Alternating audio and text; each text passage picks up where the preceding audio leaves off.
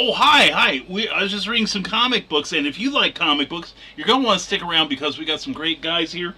The Fab Three, we ought to find up some other alliteration for it. But anyway, we've got some comic book reviews, and we're going to talk about some things in the industry, and we hope you stick around for the whole show, whether you're watching live or on the rerun, and stay tuned for Comic Book Spectrum.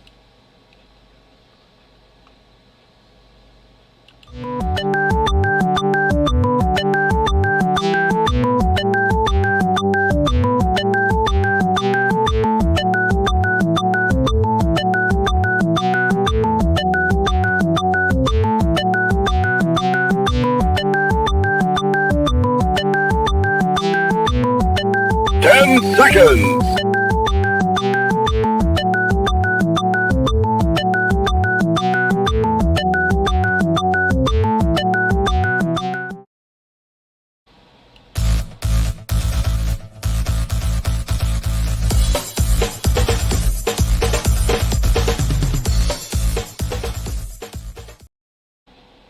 Now comes the part where we throw our heads back and laugh. Ready? Ready! How dare you! Welcome to Comic Book Spectrum, a Rising Tide Broadcast Network production. Get ready to explore the world of comics, past, present, and future, with our panelists Eric Hawkins, Brian Rodman, and Clyde Hall. And now here's your host, Brian K. Morris. And how the heck are you? Welcome to the Thursday, August 11th, 2022 edition of Comic Book Spectrum. We've got some good stuff for you coming up tonight. We hope you'll hang on tight for that. And this show, as always, is brought to you by our Patreon subscribers at www.patreon.com/Brian K. Morris, as well as Rising Tide Publications and Plasma Fire Graphics when the look of your book matters to you, because it definitely matters to your readers. And without further ado, as if we could delay the ado any longer, we're going to bring in the, we're going to unmute them because God knows they're going to have things to say. Anyway, here they are. Jody McFee, Eric S. Hawkins, and Clyde Hall. Gentlemen, how the heck are you? We're doable. Oh, really? Oh, my. And why are those the rails? Gosh. You said without any ado, so we're doable. We're doable. Hey. I got it. I thought it was. Wah, wah, wah. That's right, kids. Vaudeville isn't dead. This is just how it smells. Anyway. So, having set the tone tonight for Masterpiece Theater, so anyway, let's launch into the comments from our burgeoning audience here. They are burgeoning. And hello, William Quinton. Cool. Well, that makes one of us. It's about 120 here in the office right now, but here we are. But we're glad you're here too, William. And Carl Wisman, it's time for another wacky night of antics. Yep, and BKM too. Oh my gosh, I can't wait till he shows up, and I just can't help myself, says Donna Carlene, and that's what we love about you and Carl. And see, I told you. See, it's a very popular thing with her. And the love is flowing. And hello, Ted Davies Artistry. Good to see you. Check out what this man does on Thursdays and Tuesdays at 10 a.m. Eastern. It's all good. Everyone's saying hello. And Lissy, glad to see you here. And and good evening to you, Facebook user. We couldn't do this without you. Hello. And the darling Kathy Jackson. Hello to you, sweetie. Hope you are doing well. Everyone's saying hi. And that was the quickest I've gotten through the comments ever. This is great. We might get out of here before the sun gets down with any luck. But anyway. But anyway, keep those comments coming. And if you're watching us on the rerun, please put them in please put in some comments below. We'll try to reply to you and keep this interacting. So anyway, let's launch with the usual feature. Jody McFee has got the phone lines. The phone lines are open right damn now. Oh wait, no, we haven't introduced ourselves. Excuse me, I just got so excited. Again, we're about to get a funny intro for Comic Book Fall if you would have continued on that route without the introduction. That was close. Anyway, yeah. And Donna Carlene's already taking some. Yeah, don't take any bets on that. Yeah, you see, this show is fluid. That's it. Yeah, that's it. Anyway, so we'll start with Joe D. McFee. Tell everyone who the heck you are and why you're so amazing. I don't know about amazing, but I am Joe D. McFee. I'm the president of Agency Studios. I also run a small little show called From the Desk of a Small Press Publisher that happens right here on the Rising Tide Network at 9 o'clock Eastern, 9 o'clock Central Standard Time, 10 o'clock Eastern, and we'll be having a special episode tonight. Yes, tonight at 10 p.m. Central Standard, 11 p.m. Eastern. We got a topic to talk about here. I know some people have covered it, but there's more to it than what people realize. So stay tuned for that later on tonight here. And pretty much we're still in the middle of fulfilling our Kickstarter campaign for Amazonia's issue 1 through 7. We're going to mail out everything by the end of this month. As long as you got your survey in, you're going to be good to go. We're doing it all in one fell swoop. You will have it, and you will love it, and you will be greatly surprised by it, and you'll be waiting for issue number 8. You will be begging me to put out issue 8 faster than what I can normally do it. Cool. Yes. I love it when they beg. All right, here we go. Thank you, Joe. And here he is, the pro slayer, the man himself, Eric S. Hawkins, the Eric S. Hawkins. Eric, take it away. Hey, I'm Eric S. Hawkins. Obviously, I'm the creator of Design the World of Oz. Yay! Well, the coaster here on my table. I'm an independent comic artist, colorist, letterer, inker, writer, variant cover artist, regular cover artist, Thumbnail artist. thumbnail artist. So I'm launching Zombiful Adventures probably October, and here's all my thumbnails for that book. Almost all of them. I still got a few to go. I would show you, but you wouldn't be able to understand any of them. I mean, look at that. Can you make out any of that? Now back here, there's an explosion. You can probably see that, but yeah. Be sure to put the spoiler warning. I understand that. Joe gets it. Yeah. Ooh, okay. Put the spoiler warning, by golly. But I've already started posting some images, mostly for fun, from the book. Other than that, I do comic books, and I review comic books here, whether they're good or bad, it doesn't matter. Then usually on Thursday nights I do a drawing show after this one, but we don't have one tonight because the host is out of town. I believe he's in Paris. Paris, Illinois? No. Even more reason to watch my show later. Let me watch Joe's show tonight. I got nothing else to do. We didn't have a topic, and I offer, okay, if you guys want, I can host it on my channel, but really don't want to. But yeah, that's it. You can find me here, social media, anywhere. Just look me up sometime. There we go. For a good time, call Eric. Thank you, Eric. And here he is, Clyde Hall. Hello. I am Clyde Hall. I'm an independent author and a contributing writer at a lot of places. Because that way, I don't have to publish my own books. I just review and anthologize with everyone kind enough to have me aboard. Places like the new Pulp Oasis, that is Stormgate Press, with my stories appearing in the award-winning anthology series, Pulp Reality Volumes 1 and 2 and 3. And very soon, Pulp Reality 4 will be coming out. Working on that right now. And it wraps up a story arc, first story arc for my character, B-Man. I also have a recent Stormgate contribution to Charles F. Millhouse's The Lost Adventures of Captain Hawkland, entitled The Banshee Barnstormer. And Jeffrey Hayes made this wonderful cover. There you go. It is available on Amazon, but let me read for you the cover blurb.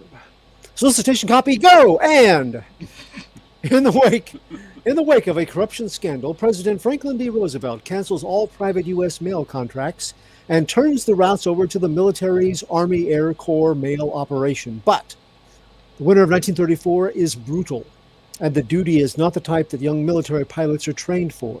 After several airmen are lost in Widespread accidents, one squadron commander calls on fellow Great War veteran and his friend Captain Stephen Hawkland to instruct the inexperienced flyers and assure a high-priority mail flight arrives safely. But can even Hawkland's skill overcome the additional peril posed by legends of a ghostly biplane and a ghastly Banshee barnstormer haunting the skies over their airfield? Captain Hawkland's Lost Adventures, The Banshee Barnstormer, is available on Amazon. And if you get it, do me a solid. Leave a review there, if you would, please. Then go to www.stormgatepress.com to see the full variety of new pulp publications available. It's not just new pulp, it also has horror titles and all sorts of good reading material. I do comic book reviews on 2 online sites, doomrocket.com and comicsbookcase.com, but less frequently than my weekly review right here alongside my pals and creative comics connoisseurs at Comic Book Spectrum. Most excellent. And I'm looking. Is that your what is your chair growing hair, or does Sonny Bono need his vest back? Sonny Bono needs his vest. No, I have a cover on the chair and it has fringe on it. So that looks comfortable. Oh, it is. It's nice. Oh, there we go. We'll see which one of us falls asleep first tonight then. Yeah. Thank you, Clyde. And I'm Brian K. Morris, and I do publish myself. Because I'm a real go-getter. This is my bestseller, available on Amazon, and we also edit fine, super fine comic books that you need to own. And we're also in other people's business, such as Stormgate Press's Major Marjorie, Clyde Hall, myself, Tim Bruckner, Jim Beard, and Alessia Kent. And also we do other things like for Flinch Books, this wonderful book. You memorized the title, I can't. And also for Ben Books, I've gotten into snow shorts. You figure it out. And this has the award, the Pulp Factory Award winner for best short story of this year, Snow Ambition. So check all of that out on Amazon. I'm on most social media. I'm also a freelance writer, editor, award-winning playwright, really award-winning writer, and Facebook famous YouTuber and former mortician's assistant. So anyway, there's our introduction, and we got more comments. Oh my gosh. And yeah, we're not taking any bets, Donna. And Nicholas Talkert is in the house. Good to see you. He is the new host of Never Mind the Furthermore, Monday, Wednesday, Friday at 10 a.m. and also Thursdays on Nerd Bacon with Luke Stone and other luminaries. Please check out his great work. Plus Friday nights on his channel, the Historical Fencing Guild. He's got a great show where he teaches combat. It is essential viewing for anyone that's a writer or artist that does any sort of combat. And he's got some books on Amazon you need to possess. And yes, it's the mighty Manatee Man. The master of marketing is with us. Nick, we're glad to have you. And now we've got a real super guest star, someone we have been missing on this show for a long time. Brian Rodman. Good morning, my fellow Brian and comic book Spectruminians. That sounds like a I was hoping for a Brian Cronauer type reading of that, or I should say Adrian Cronauer, if you remember Good Morning Vietnam. Oh yeah. Well, this is just how I used to announce it when I was the lame host on Never Mind the Furthermore. Now it's vastly improved, so please go watch that. It is a great show. And if Good morning, my fellow Brian and comic book Spectrumonians. Oh, okay. And if you couldn't tell, I'm not on the show, says Brian Rodman. And I was hoping. Anyway, however I were, I'd be reviewing the latest Hellboy comic. It's a 10 out of 10. Not that he's prejudiced again about it, but it's like he reviews Hellboy after Hellboy, doesn't get an ounce of crap for it, but I review just one Superman book every 2 months. No. He reviews the Hellboy. Okay, every 3 months. 3 months. You know how I am. I would start a fight in a quick, fast, in a hurry. I think on the Brian's time off they've had from the show, they've been conspirating to host their own show called the Superman Hellboy Review Hour. No, it's given Brian's record and mine as of late. Like we said, we had to talk about it in our private chat. It's going to be a special show with just the two Brians, but neither one of us is going to show up. So anyway,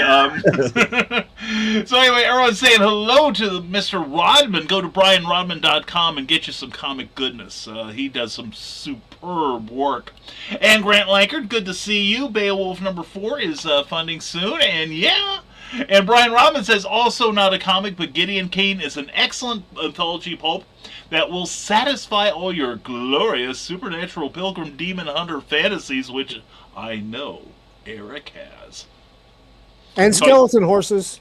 You got to have skeleton horses. That was put together by a buddy of mine, Van Allen Plexico. It looks like a really good book. Skeleton horses were? Well, yeah, you got to put them together because they fall apart without all that collagen gone. So, and Luna says hi. Aunt Donna says Brian Rodman.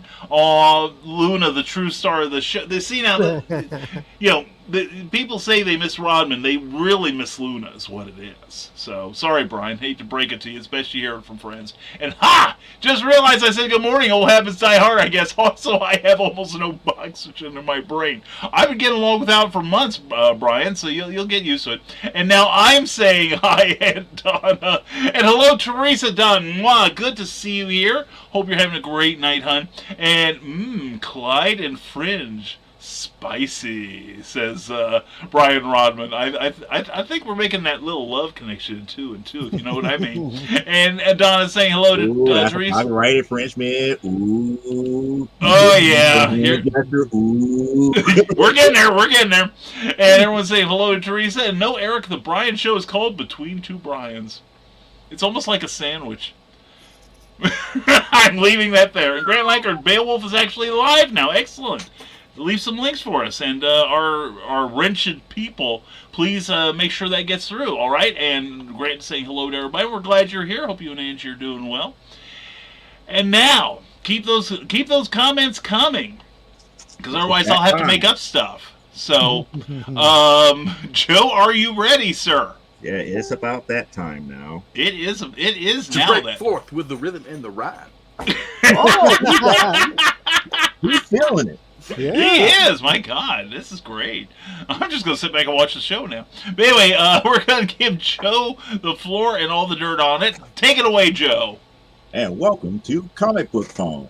Hi. Our menu has changed because there is a new book in the lineup today.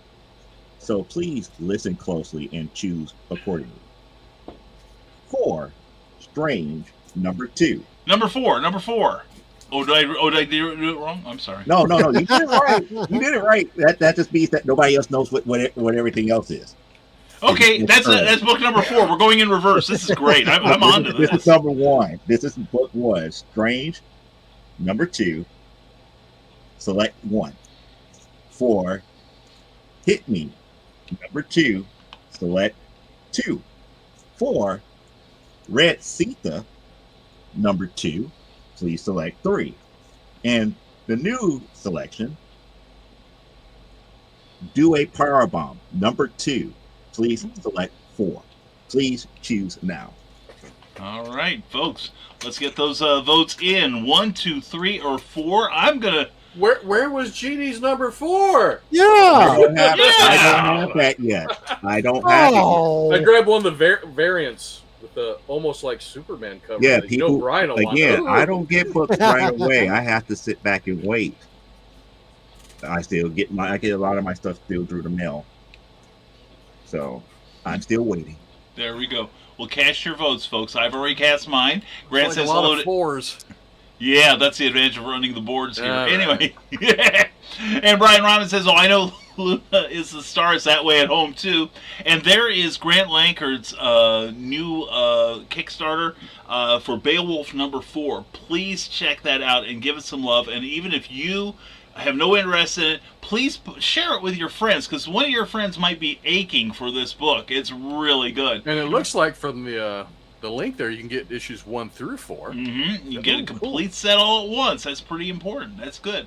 And Eric's rapping was all I needed to satisfy my soul, says Brian Rodman. and yes, thank you, Carl, and thank you very much, Grant. And Donna is already #4. See, I was psychic. I knew what I wanted. And Brian says 4. This Brian and Rising Tide Broadcast. And I am all confused now, says Carl Witzman. And, we're gonna play that game, huh? Hold on. And 4, I guess, and Lissy says 4, and Brian Rodman says 4. So while we're doing that, I'm going to take over the screen for a minute, and we're going to have a word Why for am us. I having a flashback to the song that I played in a joke for a lot of times, especially when it comes to Clyde and talking about Hope Reality number 4? These things come to roost, I can man. only count to 4. That's right. We have 4 books. 4.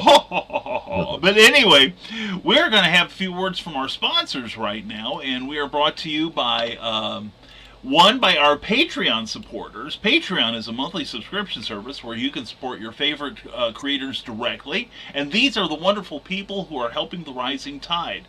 And in return, they get every one of them gets a twice weekly blog, and some of them get to see my latest first draft flash novel, which is Volcana 2, the sequel to 2015's Return of the Champion. And now we're going after Prometheus in this one, so please check it out at www.patreon.com/Brian K. Morris.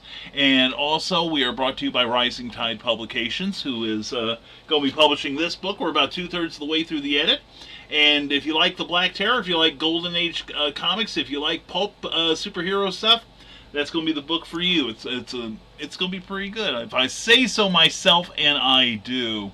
Anyway, also we are brought to you by Jeffrey Hayes and the amazing Plasma Fire Graphics. Plasma Fire Graphics, when the look of your book matters to you.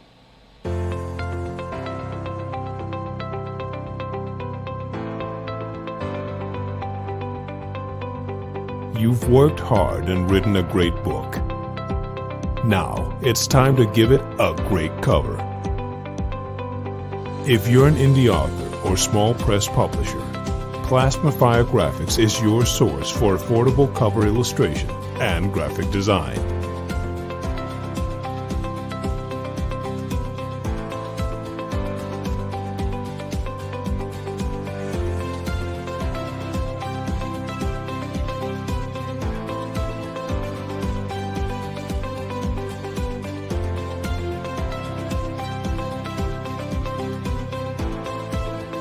Plasma Fire Graphics, when the look of your book matters to you.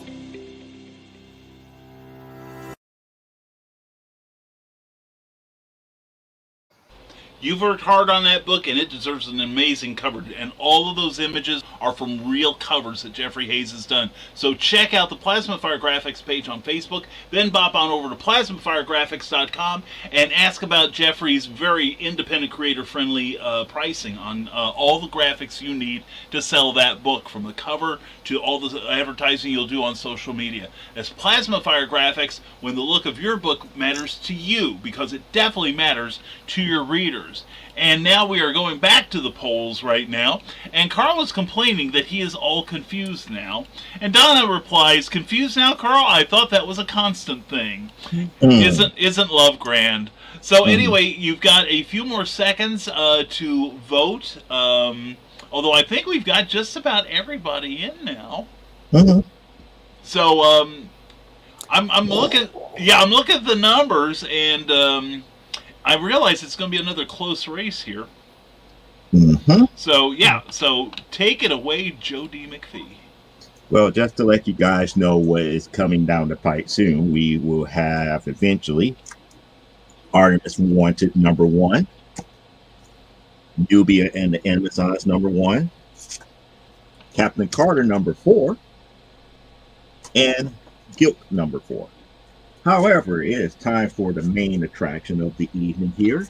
Oh, and we have one more vote. We have one more vote.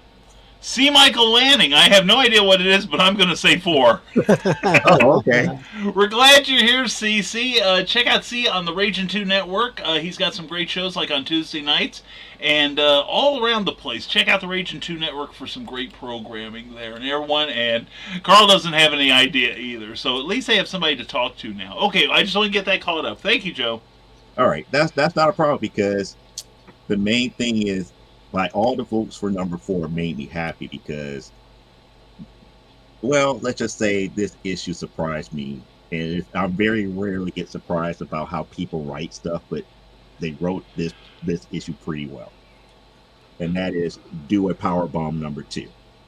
Now, Do a Powerbomb number 2 is written by, I believe, Daniel Warren Johnson, colors by Mike Spicer, and letters by Russ Wooten.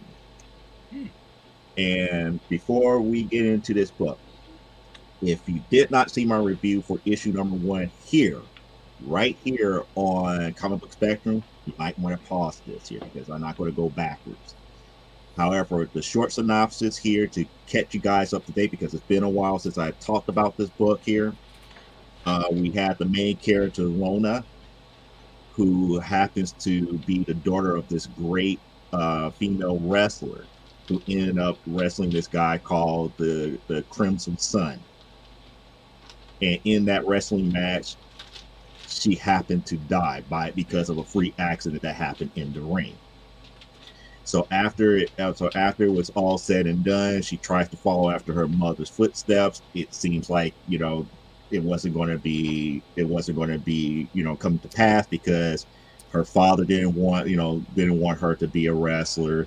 Her uncle, who was a promoter, didn't want her in there. Everybody's saying it's like you need more training, this, that, and the other, to try to discourage her from wrestling. So after one of her latest matches, she decided, after finding out that all of this was happening and that most of her family was not supportive of her, she walks off to clear her head, and she ends up meeting this one necromancer. And this necromancer made her an offer and decides to take her to this one realm to tell her about this offer. And that's where it ends. So Do a Powerbomb number 2 takes off from that point here. That's the short version, but there's a lot more that actually happened there. So go back and watch the review of issue number 1 if you want more information. But issue number 2 takes off from where they were at in the other dimension here. And the necromancer pretty much, starts telling her about, who he is and everything to that magnitude. It turns out that he's like this great warlord who wanted to take over everything. However, all of his efforts were for naught, and he eventually gets banished to this one dimension. And while he's in this one dimension and everything, he happens, across a lot of these different devices on this dimension, and one of those things happens to be a television. And he's going on and on and on about, what his life and everything was prior to this moment. And Lona asks, well, get to the point. Why did you bring me here? Why did you bring me to this particular location? And in a nutshell, his response is, and I'm going to put it on screen, because of the fact that he had access to a television, the one thing that he loved so much was pro wrestling. Now, the cool thing about that is, okay, he's a wrestling fan, so he's been, he actually watched what happened with her mother and everything. He kind of felt bad. He kind of felt bad about this and everything to a certain degree. Not bad as far as remorse, but he really didn't like the outcome of it. So he offers her a chance to wrestle in this tag team tournament, and the winner of the tournament could bring somebody back to life. And he does, gives her an option to bring her mother back to life if she decides to join. And, Lona, knowing how pro wrestling goes and this, that, and the other, she was kind of confused. It's like, okay, I could be in, but, and it says it right here. It says, I could get into focus here. Come on, focus for me.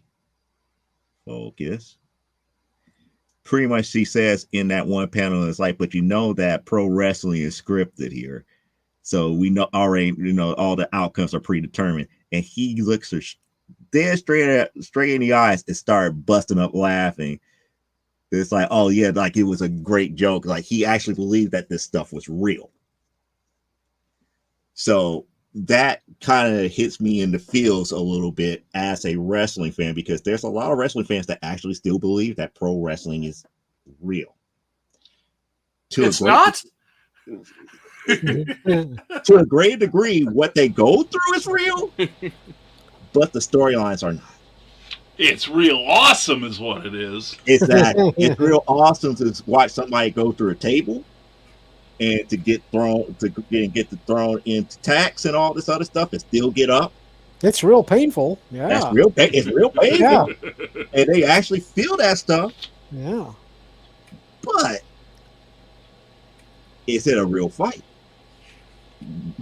Only if tempers flare and somebody makes a mistake, and it can become and that one. That actually does happen. So after that reaction, he pretty much told Lona, is like, hey, you want your tag team partner and everything. And he suggests Cobra's son, the person who killed her mother, as her tag team partner. And suggests that you might want to go hit him up to see if he's willing to tag with her to bring back her mother. So pretty much out of nowhere and everything, out of everything, it's like pretty much it's like, hey, you got to like midnight tomorrow, come back to the same location that she was at where he picked her up at to give the decision and whatnot. So after she gets transported back to Earth, her dad's constantly calling her, and she keeps hanging up on him. So after it's all said and done, she decides to go find Cobra's son. So she goes to a wrestling match, and there he is. He's in the middle of a match wrestling and whatnot. So we get treated to a match between Cobra's son and Kaneda the Destroyer. And pretty much Kaneda is just going all out, just really brutalizing Cobra's son and whatnot and everything. And it got to the point where foreign objects come into play. Like we got barbed wire chairs, barbed wire chairs, forks, and all this other stuff here. However, here's the problem that was going on. It's like every time Cobra's son gets the upper hand and the crowd is going wild and whatnot, and he was about to go ahead and finish Kaneda off, he sees Lona's mother instead, and then the opponent takes control of the match and everything from that point forward. So pretty much after that, it was just pretty much all she wrote. Here comes the fork in the middle of the chest, the fluorescent light across the back, and the pin 1, 2, 3. So after the match was over and everything, the promoter pays Cobra's son and all this other stuff, and he walks out and Lona walks in. And Cobra's son was like, "Hey, I know." I was like, "Hey, do I know you?" "Oh yeah, you're her daughter," and this, that, and the other. It's like, "Well, what do you want?" And Lona tries to start telling him about the offer, and then he just butts in. It's like, "Oh yeah, I was already visited by that guy too." And it's like, and she's like, "What?" It's like, "Yeah, he transported me to some other dimension, some black castle, and all this other stuff."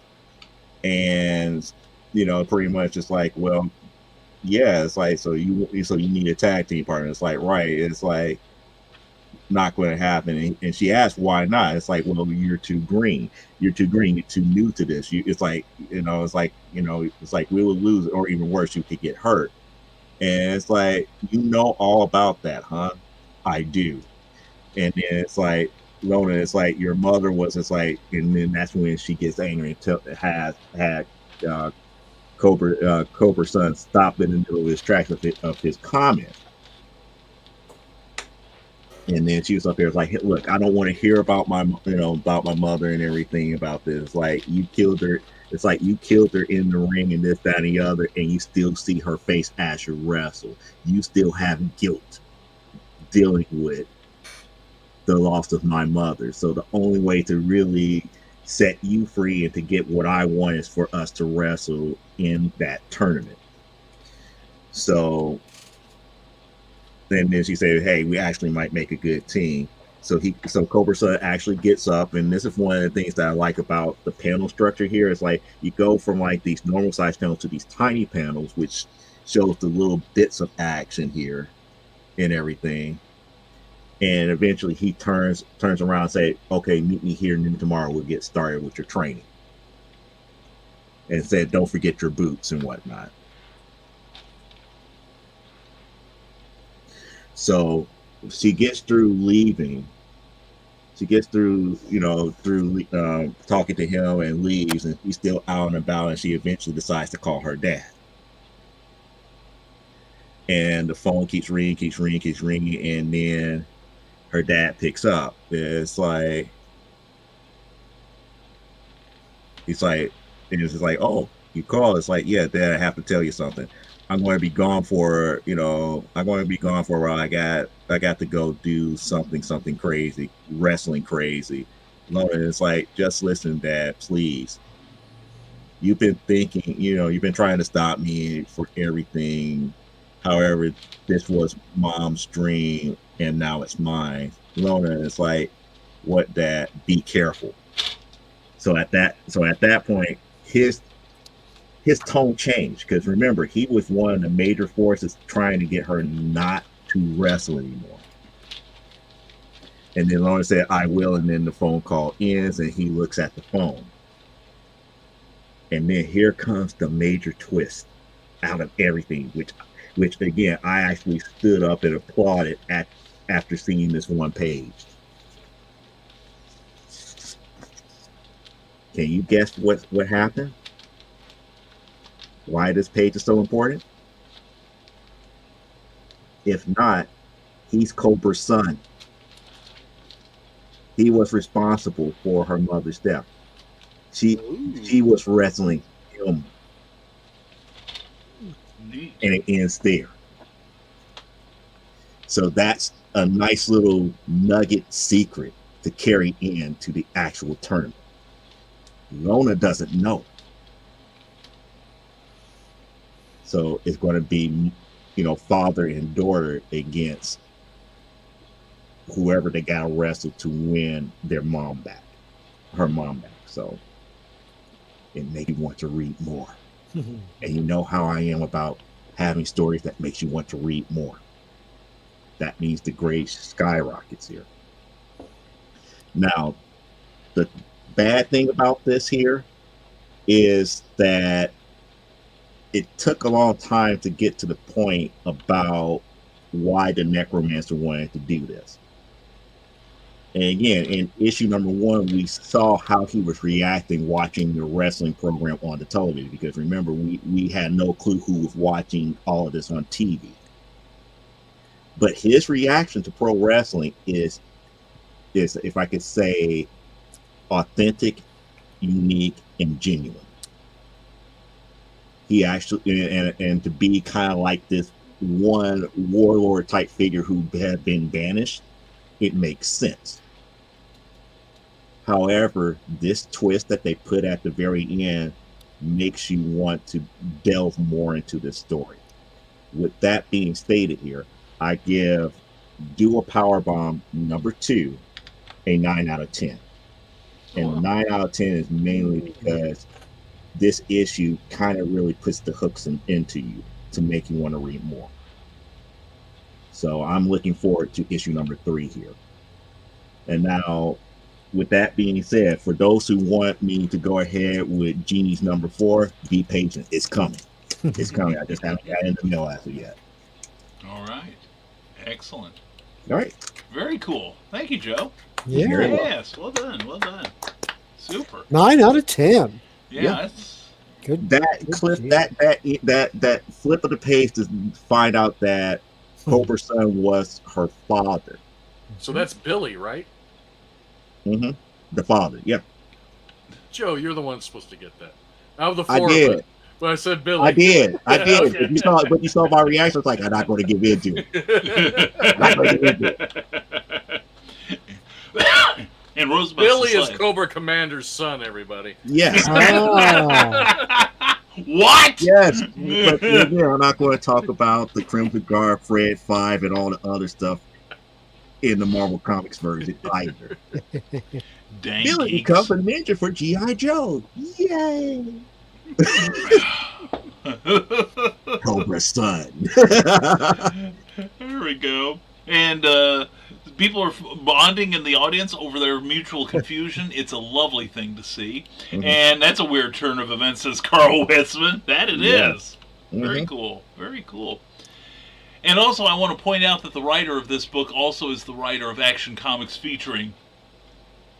Okay, so so you know it's going to be good. Anyway, thank you, Joe. And now it is time for the one, the only Mr. Eric Hawkins. Eric, what you got for us? Well, first, I did pick up something other than a comic this week. What? And when this was announced, I wanted to get it. I thought it was so cool because it's one of my favorite movie moments of all time. But when I saw it in the store and it was $40, I said, it's not that cool. But when I went by Target this weekend and it was on clearance for the price of a single pop, I had to pick it up. ooh. Oh, yeah. Ah. Yes. Yeah. So I had to get it. Couldn't pass it up. Oh, no. I wouldn't go pay $40 for it. But $1, hell yeah, that's a good price. Yeah. Oh, now, I'll tell you what. This one That one. was on clearance for $3. Wow. Really? Wow. Holy cow. So I didn't pass on that one either. So. Holy cats. Anyway, so I picked up a couple books this week. Well, actually, more than one. I did pick up Genie's number 4, but I haven't read any of these yet. I've been living vicariously through Joe's reviews. So I don't want to get ahead. But I'm not reviewing this one. This is, and really, it's probably not even a book I'll like, but I like the cover. And when I thumbed through, I was like, nah, I'm probably not going to like this because it is just not my type of story. Though there's some weird twists in the back when I got to there, but it's Love Everlasting. Yes. But it appears to me it's a romance comic. Yes. Ooh, and I see a familiar name up in the left-hand corner. King. Yes. Yeah, the depressed Ooh. Tom King. What a Why great you have to be concept, though. depressed? Why you have to be depressed? He seems to be, everything he writes is depressing, and Yeah. when I got back, there's some of the stuff looking here. But this is one of the variant covers, and Mostly there writes was, about death. there's a Oh, couple of variant no. covers that had this kind of motif about it, the classic romance covers, and this is one I picked up. It looks interesting. I'm sure some people will love it. I just haven't read it yet, and it does look like a romance. I mean, that's the old romance type comic books right there. There's some Western stuff too, so that's kind of cool. But that's not what I'm reviewing. I am reviewing Predator #1 by Marvel. Ooh. Nice. Because I had to pick this one up because I did watch Prey, and I enjoyed Prey quite a bit. I enjoyed it far more than Sandman because Sandman can't keep me awake. It's part of his powers, Eric. Yeah, You can't help it. I'm on episode 8, and I don't think I've seen a quarter of it yet because I keep falling asleep and it just keeps playing. Yeah. So I'll try again, but it's putting me asleep like crazy. But this one, Prey was great, and there's a little. Of course, there's an ad for Prey in the beginning. Prey was a fun movie. There's some goofy things in it that, you're like, nobody would do that. Here's one of my nitpicks. The main protagonist, the young Native American lady, she has to go out and get some roots and flowers and stuff. No Native American or anyone that hunts is going to take their good hunting weapon and dig into the ground to get those flowers. They would have something else because the dirt will dull your knife. That's right. Yeah. Yeah. So Get this of reality. this obviously it's a Marvel book, so you got to have your 2 pages of credits. And then on the next page, you got more credits, right? And just ads. like World War She-Hulk, right? No, an ad.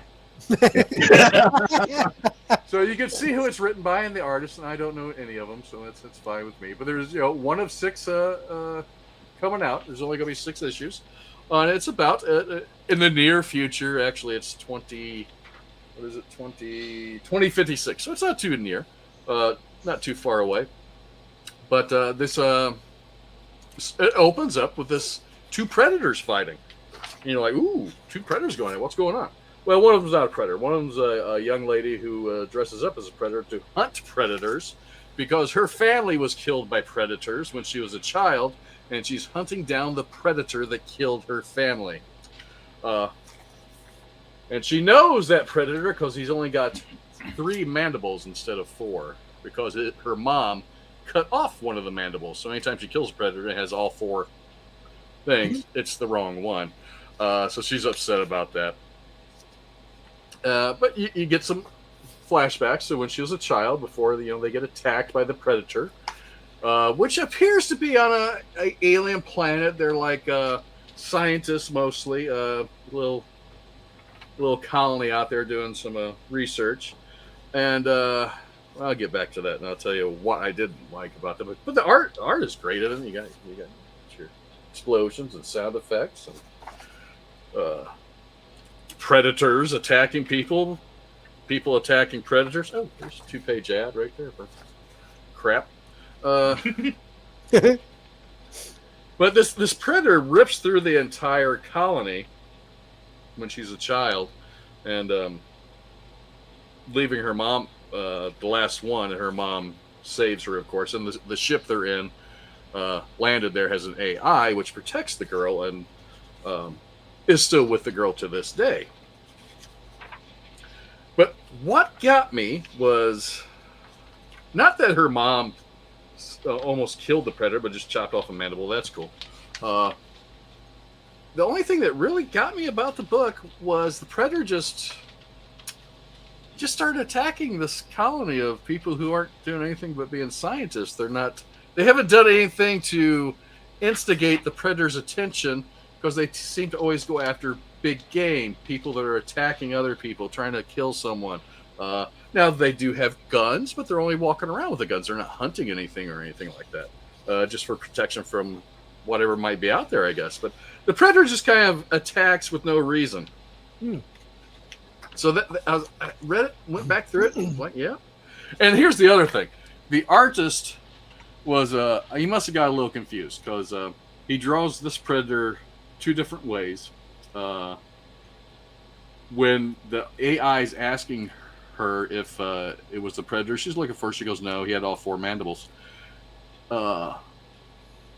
And the artist didn't draw all 4 mandibles. Yeah. Only 3, even though the previous shot he did. Yeah.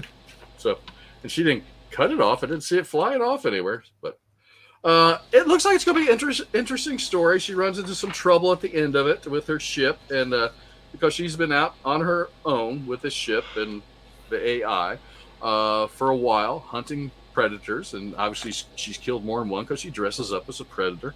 But they're running low on supplies, and parts of the ship are starting to fall apart. And that's where it ends.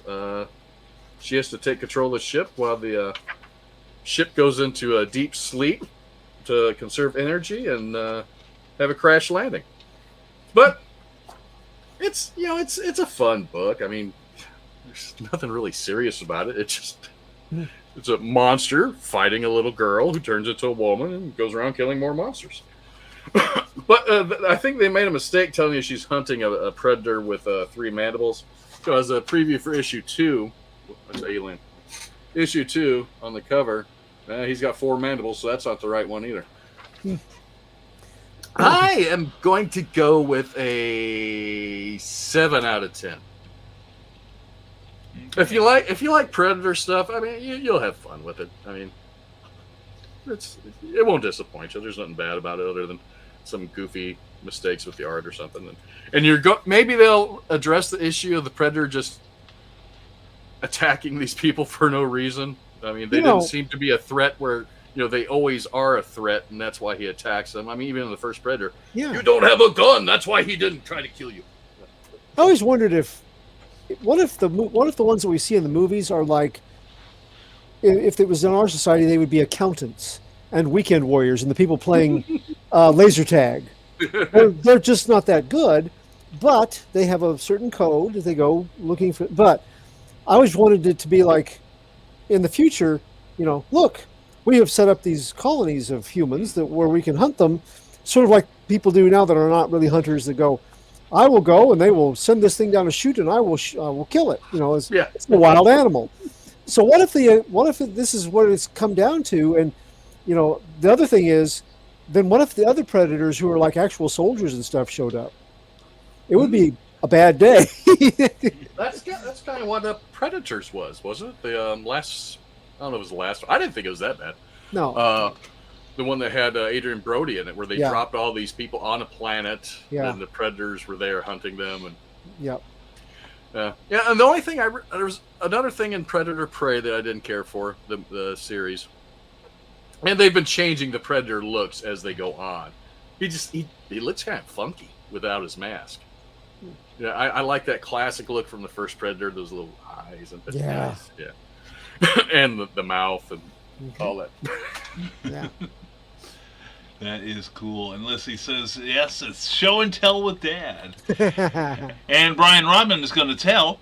Eric says, I'm probably not even going to like this book, but I bought it because I like the cover. Eric says, as he flips open Memoirs of an Angel, issue 9, variant cover by Eric Hawkins, coming soon. Definitely. It's already done. That's right. Yeah, so we're just waiting to get in our little grubbies here, I'm telling you. And don't feel bad, Dad says, Lissy, Sean isn't a fan of it either, so I have to watch it alone. And so that's her six-fingered man. Yes. Yeah. Oh, yeah. No, the Sandman is putting me asleep every time I watch it. Yeah. And I flipped over to Prey, and I stayed awake the whole time. Now, Eric, have you read Sandman? No, I have not read Sandman. This is the complaint. You're not the only person I know that has said the exact same thing, but everybody that has said that so far are people that haven't read the book.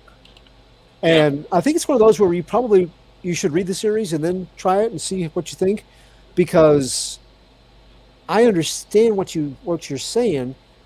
It's not an action-packed story. I mean, originally, it's not the Avengers. No. It's nothing like that. It's character building, that weird, otherworldly feeling about it, the mood that it projects. They captured all that very well, and I loved it. But I've read it before, and everybody else I know that has said good things about it, they have either read part of it or all of it before. They kind of knew what to expect going in. So, but you're not alone. There are other people that said exactly the same.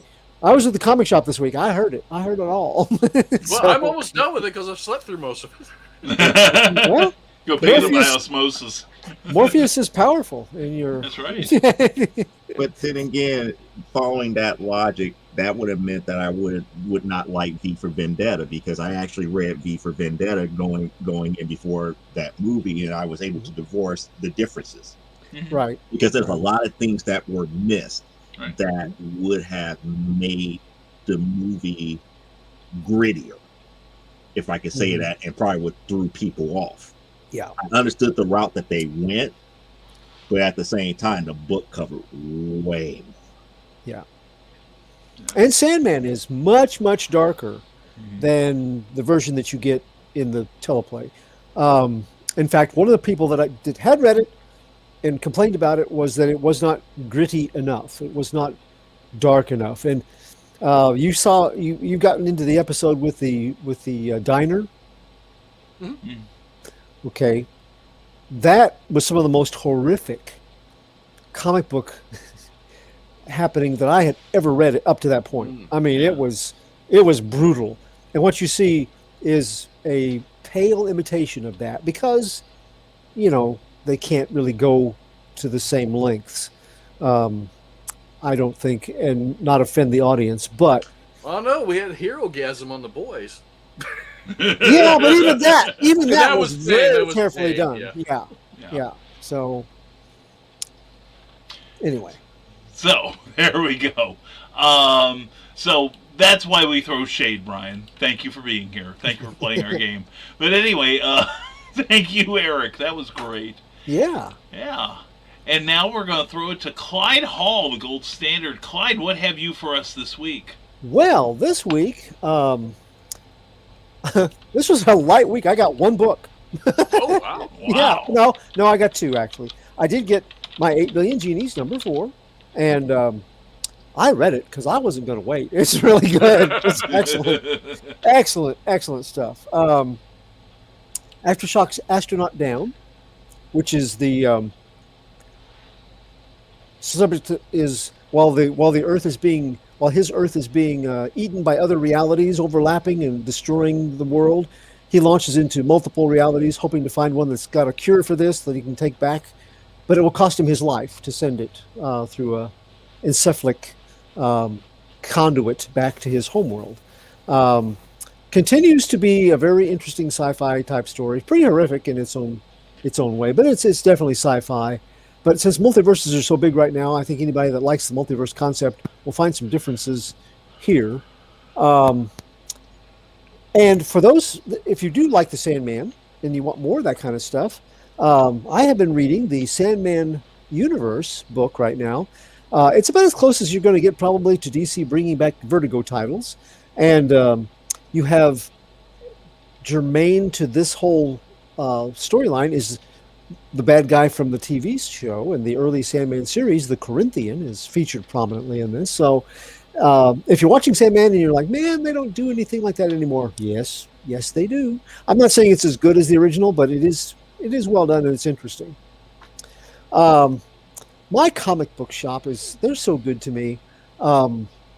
They know that I get a lot of Aftershock stuff, so they picked this out. It's a promotional bit, and they set it aside for me, and I appreciate it. That's the Colin Budd book. I know it is. I already know it is. But they know I like Aftershock, and they set it aside for me, and I'm thanking them for it publicly, Eric. Also, just so I could go like flong to you, because I know that I knew when I held it up there, you'd go, ah! But I didn't pay anything for it. I didn't add to Colin Bunn's revenues or anything. So, but I just want to thank the comic book shop for setting it aside, and I have not read it yet. I will. We'll see what. Is that a reprint, or are they doing a second volume? I think that they are putting this out in preparation for a second volume. Like to kind of get people up to speed on it, because again, they said it was promotional. It doesn't say anything about the Heathens with the subtitle; it just says the Heathens. So he was kind of the shop owner said, "Do you know if that's a reprint?" And I'm like, I don't know that title, so I'm not sure. But I'll give it a read. The first issue. That's the one where all these like dead people are going around hunting worse people. Oh, The person sending them on their missions is Stalin. Yeah. So I don't know who that's is worse than him. That's it. Because he's in there. Yeah. Stalin is in there. Yeah. Yeah. See. Yep. That's it. That's okay. it. All right. But I promise I won't review it or anything. Colin Budd. Curse you, Colin Budd. Is there a website that I could look up to understand what's going on? Yes, and I think that might have been the first one I had to. I think that's one where you said, I didn't get any of this until I read the synopsis of it. Okay. But, when you have a comic book shop that pays attention to what you get and thinks of you and puts things aside, you're doing something right, and they're doing something right for their business. So thank you guys. One of the other things I got, I was so intrigued with that Love Everlasting. I went and I ordered it, but it didn't come in yet. So I got the digital copy because I wanted to read it so badly. And I love that concept. It's one of those Tom King ideas that I'm like, oh, that's just brilliant. It does not play real deadly or, not like some of King's stuff. So, but a few things, it's definitely a kind of a nostalgia thing.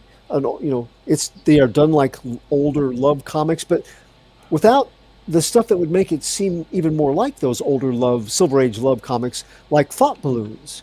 I was like, why did they stop there? It has a very modern feel to it. Why didn't they, if they're going to nostalgia it, why didn't they do that too? But there's some differences anyway. It is not a redo of a nostalgic trope. It is a spin on a nostalgic trope of love comics, and one that really has me interested. I don't know that it sets deep hooks, but I'll be getting the next issue just to see where it goes. Also, the second to last page is what probably is going to make me read the entire thing. Yeah. I thought they were light hooks. I mean, if it wasn't gelling, I don't know if that would have put you over the edge. But I enjoyed they're kind of like little vignettes with continuing characters, and I liked them all. But and I wanted to mention this one again because we were talking about nostalgia and the Ant-Man series. The first book in the series. Al Ewing is the writer who did Immortal Hulk, and I'm used to seeing his horrific stuff. But if you want to read a Stan Lee comic that you've never read before, this is as close as you're going to get. He mimics Stan's writing style in the early days of Marvel perfectly. He uses thought balloons, by the way. Yeah, and it's just quite a it's quite a feat. You're reading it and you're going, this is so like a Stan Lee written book. Again, it is going along tropes, but it's also building on them for something fresh. So if you haven't picked it up yet, I would recommend very highly, especially if you like the nostalgic stuff like that, and Stan Lee. Pick this book up. It's really good. And I'm looking forward to the whole rest of the series. But what I'm going to review is a DC book, because, BKM he's been missing in action for a while, and I thought everybody was probably having DC withdrawal, so I thought I would just do one here. That's why they're canceling everything. Brian hasn't been out to buy anything. That's it right there. I am important, damn it. But what I'm going to review tonight is the new Champion of Shazam #1. It's a DC book. It's $3.99. It's written by Josie Campbell. Art and colors by Evan Doc Shaner. Letters are by Becca Carey. The maturity level is 13+. So while I write for various sites, this is my own independent feature. It shouldn't be considered representing any views of those other sites or the views of Comic Book Spectrum. Now, give you some look at the artwork here, and I will gush, I will ooze enthusiasm because Evan Doc Shaner is just one of my favorite artists for the kind of work that he enjoys and he does. He has an aesthetic that very much captures a character. He's one of the few artists I know that can actually capture the character's personality just with the art. The story at that point where they are profiled, and we kind of know because his art is so on the mark. And I'm going to show you some examples of Mary Marvel here, Mary Bromfield, to kind of point out where some of his strength lies. And this is she's looking in the mirror. She's thinking back to her previous times in her life because she's kind of at a crossroads here, and we see the many faces of Mary. Look at that little baby, so innocent. It's beautiful. And then when parents give her up for adoption and she becomes a ward of the state, a renegade, rebel. In the back of the squad car, a very pensive tween Mary. And then she finds her permanent foster parents and family. And we see the rise of student Mary and big sister Mary and a Mary who is loved. Just that opening and his artwork hooked me right away. And again, she is going to a college, and she's excited. She's unsure, but excited. Look at the face. Look at the facial expressions. I just love this. It's like, I'm not sure, I'm this, I'm that, and success. That fresh face of a young hero, a young person going into college, it just works for me. Now, we also have some instances with a rabbit. One of her roommates has a bunny that she's brought along. She just couldn't leave her home. And we see what happens when, in the middle of a college get-together, we're talking to the rabbit that nobody else can hear. And the rabbit is no ordinary rabbit. It's a enchanted rabbit. Mm. Yeah. And of course, eventually, the word is given and the word is spoken. Shazam.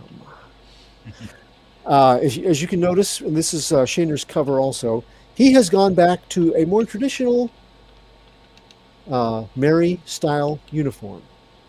Nothing against any of the work that has been done, like for the movie and the adaptation from the JSA or JLA backup series, but I really did like seeing her in something more traditional, and he did a great job rendering that.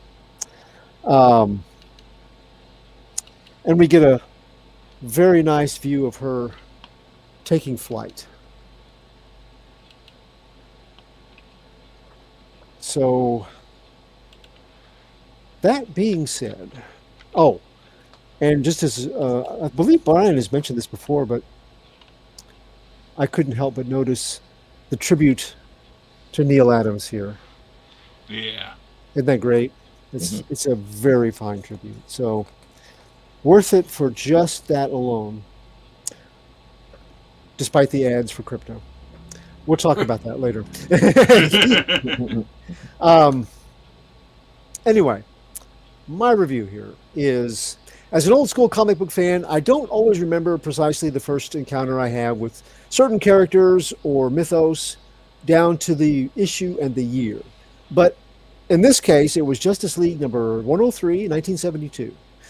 When Sorcerer Felix Faust mesmerizes costume participants in the annual Rutland, Vermont Halloween parade and makes them his minions, he also grants them the powers of the characters they're dressed as. So it's sort of like a nightmare cosplay. It gives the Justice League heroes the chance to battle Commando America and Arachnid Man without facing marvelous lawsuits, for example.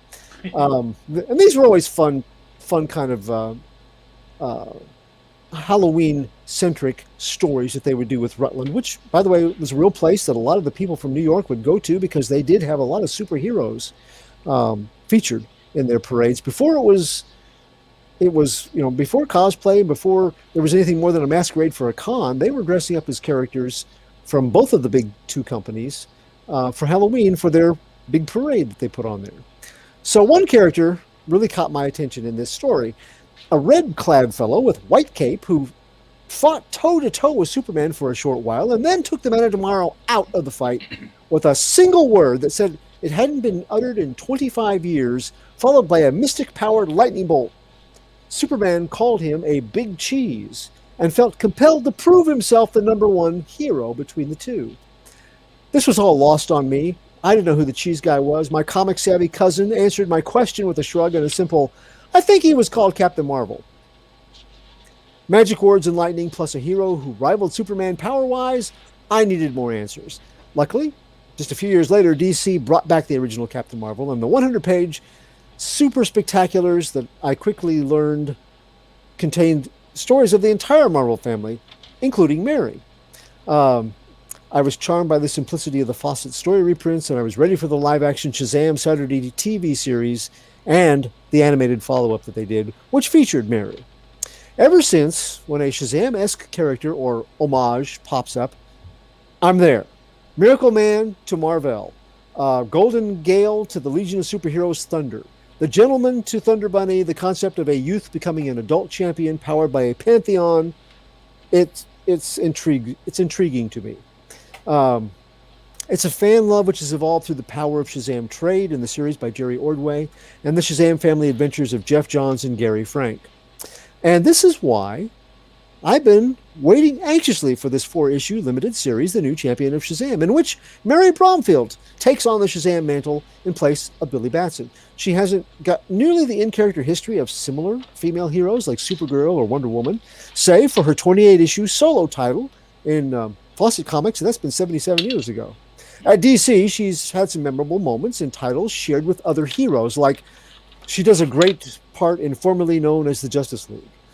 But a book once more all of her own, it felt long overdue, even if it is just a mini-series. In issue 1, Mary's embarking on a new and exciting phase of her life, and one that has nothing to do with being a superhero. She's earned a scholarship at Vassar University and is arriving on campus as a college freshman. It's the culmination of her dream and her ambition, giving Mary a moment of reflection on all she's done to arrive at this place in time. From the baby given away for adoption to that angry runaway, to a beloved foster daughter and a big sister in a blended foster family, to a member of the Shazam family and one of the superheroes comprising it, her journey has been a very challenging and rewarding one. She has grown through each of these life stages, and with the Shazam family no longer in operation due to brother Billy being trapped in the Rock of Eternity, cut off from his foster family, and then the Shazam powers that he has cut off from them as well, Mary is ready to fully invest in her opportunities as a college student. She's ready to chart her own course and future. She meets her roommates, Cassidy and Bianca, as well as Bianca's pet rabbit, who happens to be named Hoppy, and heads to freshman orientation, until she finds that Hoppy has hitched a ride in her book bag and is with her in the orientation session. Also, that he talks, thanks to an enchantment placed on him by Billy. Trapped the way as he is, Billy's turned Hoppy into his head wig. And the Bunny-born bulletin is, he's chosen Mary to carry on for him as the champion of Shazam in his absence.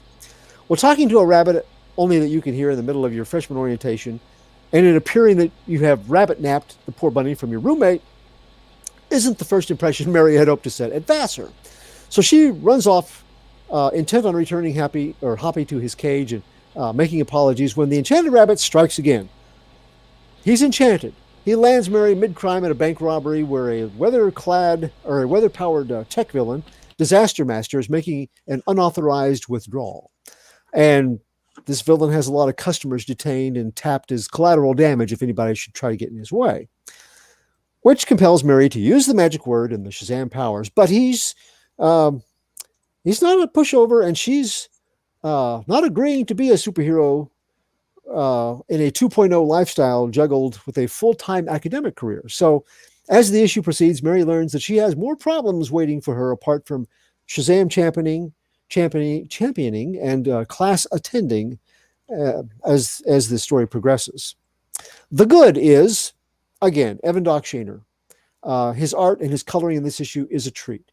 As I said, he's one of my favorite artists, not just because he keeps drawing Wildcat and Black Canary and seems intent on making a series with them, but maybe because he's my favorite artist exactly for those reasons. I am biased, so it's possible. But he also has that sublime kind of work that he's delivering in this premiere, that examples of what I showed you there. His is the perfect style for Mary, treading the line between an upbeat teen and a serious college student. Shaner's a master of facial expression, and we see his genius displayed with those panels of Mary's history. That innocent baby picture that, these parents are just about to hand her over and give her away, and she's so clueless and so innocent. It just hurts my heart to see her go through that in just this little flashback sequence.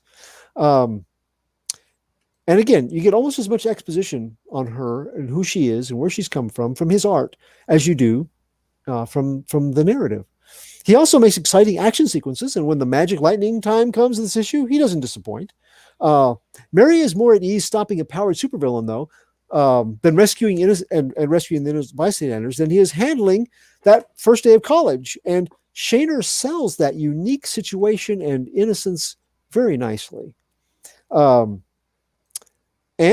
it's a situation that scripter Josie Campbell has presented well also. She shows Mary to be a very promising, hardworking student, and one suddenly very much aware of her shortcomings regarding her new collegiate surroundings. This is not what she's used to. She is not yet Ivy League worldly, like others around her, and the enchanted Hoppy is funny, but it doesn't help her situation as his proposition that she continued to be a superhero. Campbell's created a very nice portrait of Mary in this junction of dream and reality, a situation requiring her full attention without the distractions of a superhero double life. And that's a protagonist situation that we've seen before, like with Peter Parker. But Campbell, she freshens it by making Mary's navigation believable, and that's despite magic words and lightning. Becca Carey's letters flow. They do excellent framing service around Shaner's art. The sound effects, she keeps it at a minimal size, minimalist fair sound effects. And sometimes that would bother me, but it does keep the panels unencumbered. And I think for Shaner's art to shine best, it probably needs to be not cluttered with too much. And so she does a good job of keeping everything reduced so that it doesn't impact the art, yet the story still gets through. Kudos to the entire creative team for using interesting elements of past Shazam lore. Now, this includes an old Fawcett villain dusted off and placed into a great updated antagonist role here. I think creators Otto Binder and Kurt Schaffenberger would be impressed. Also, they used Jerry Ordway's past contribution to the mythos, wherein Mary finds that she's wielding the power of Shazam in an entirely more challenging way because she is not splitting it amongst multiple recipients. That was a holdover from the Power of Shazam series that I always appreciated. The first issue has several cover variants, and normally that's not necessarily a good or bad thing, but it goes in my good category this time because one of them is a drop-dead gorgeous portrait by Joshua Middleton. And if you haven't seen it, go look at it. It's beautiful. The bad. Just as some readers resisted some of the new 52 reimaginings of Billy Batson, from orphan with a 24-karat heart to foster kid and runaway armed with street smarts, some will also be unappreciative of Mary's portrayal here. Campbell's interpretation of her as ready to put foster family as well as Shazam family firmly aside to embark on the challenge of college, that's a life change. Even I missed seeing a tearful farewell with the other kids, but that was all done off panel. So Mary maturing and ready for a new solo beginning feels extremely authentic, as sharply evidenced by how devastating the introduction of an intelligent Shazam ensorcered bunny that only she can hear is to what she has going on in her life. We can almost hear her innermost objection. Just when I thought I was out, Billy pulls me back in. And I gotta admit, remembering my own first days of college, I'm not certain I'd have felt any differently in her place. It's a solid writing chore that I think has been turned in here, and it's believable character building. But opinions may vary, and some purists will not like it. The takeaway, though, my hopes were high going into this premiere, and the new champion of Shazam #1 was even more fun than I expected. The hook at the end is not a bombshell, and it adds with the other perils that Mary's dealing with. They all add up as the book goes along. So it's a slow burn to a hook. It's not a hard set one. I think that this kind of a hook serves the story better than some huge bombastic one right at the end. In future issue blurbs, it appears that Mary is being referred to as Mary Marvel. It was surprising, but I definitely want to see how the team explains its use, since everything Marvel has been otherwise replaced with Shazam. So it was fun. I enjoyed it. My score for the new champion of Shazam #1 is 7.5 out of 10. Ooh. Nice. Very cool. That sounds good. And Doc Shaner, I've been a fan of his since Future Quest. I saw a thing today on Twitter where a lady he met at, I don't know if it was SDCC. I think it was SDCC. Mm-hmm. And he had on his table, he had a Mary Marvel little action figure, and he's promoting this book. Mm-hmm. And she was like, I've never seen that. I'd really like that. That's really cool. And so she put a post up today where he sent her one.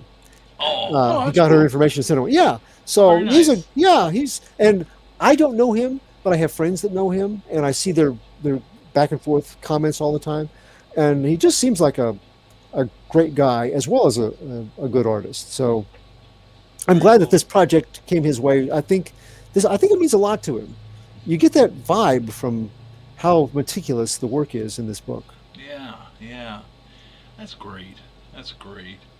Well, we have more comments here. Brian Rahman from earlier mentions the only thing missing from the Sandman was him screaming into the dark pouring rain.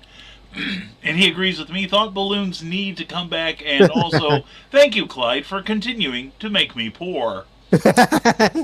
Why have thought balloons gone away? I know they had, but I didn't know a reason, if there is one. Well, because people don't know how to write comic scripts.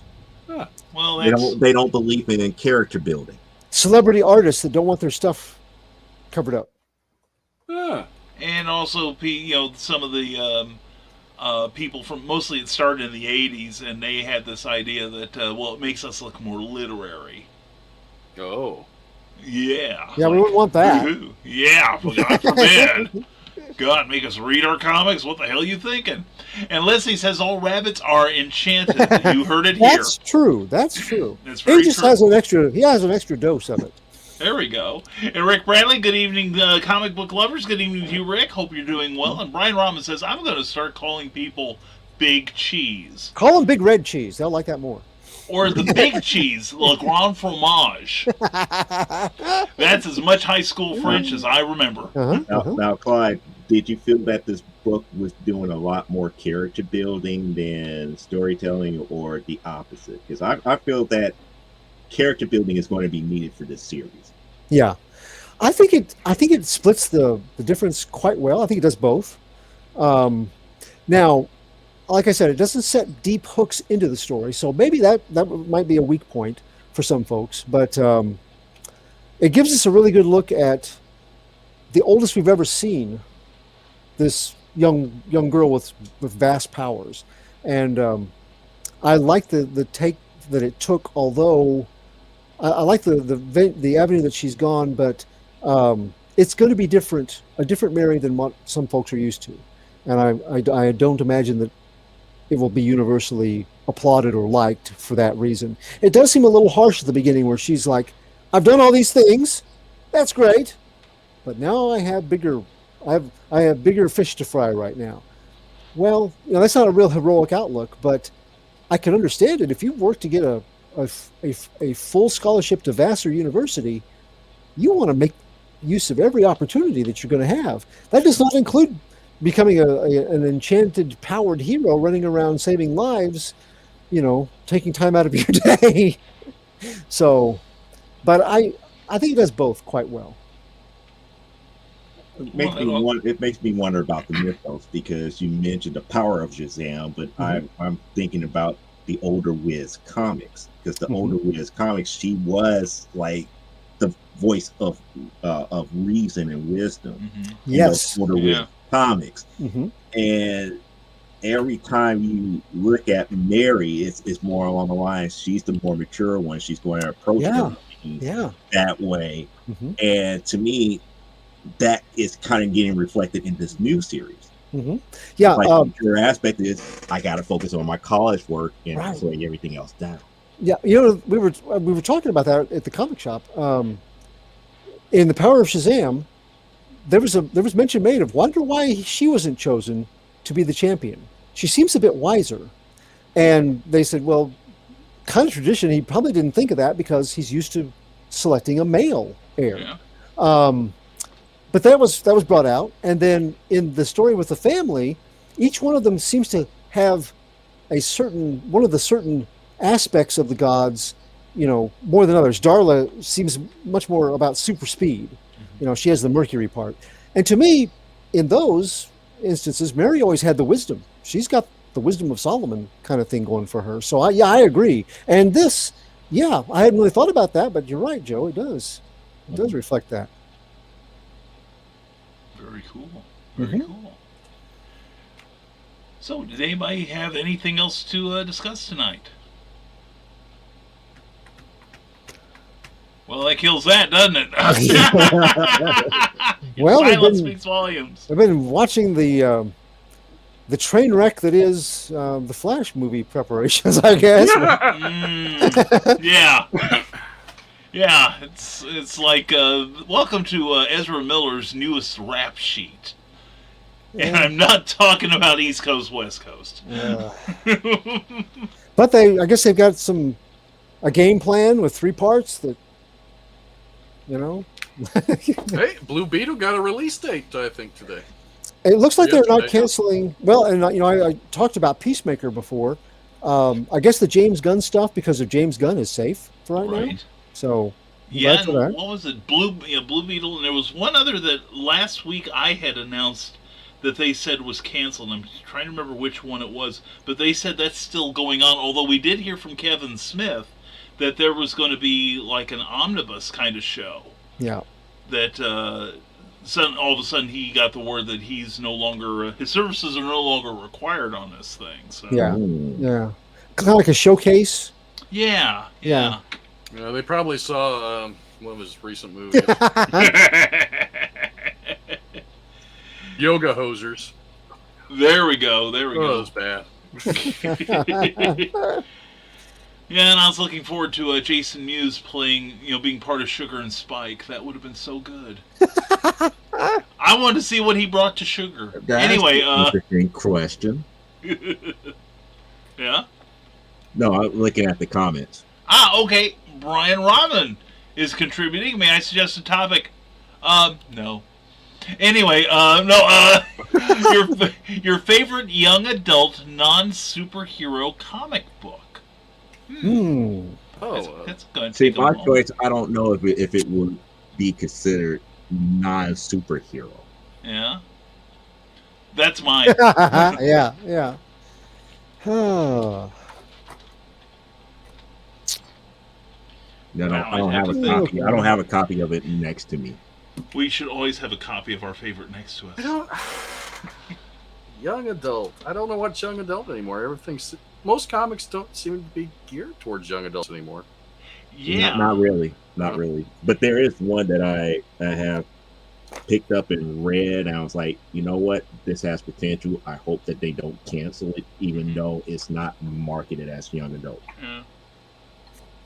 Which is? Moon Girl and Devil Dinosaur. Oh yeah. Oh, Yeah. Yeah. Yeah, I can see that. Yeah.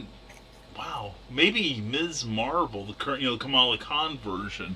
Are they That would doing be- a regular series with her right now, though? I heard it was Yeah. done, and she's going to be guest starring in Spider-Man here in a few months, but Okay. she doesn't have her own title right now, is what I heard. Yeah. Yeah, because I'm wondering if they still going to follow the plan, because technically she's supposed to be the smartest person in the Marvel universe.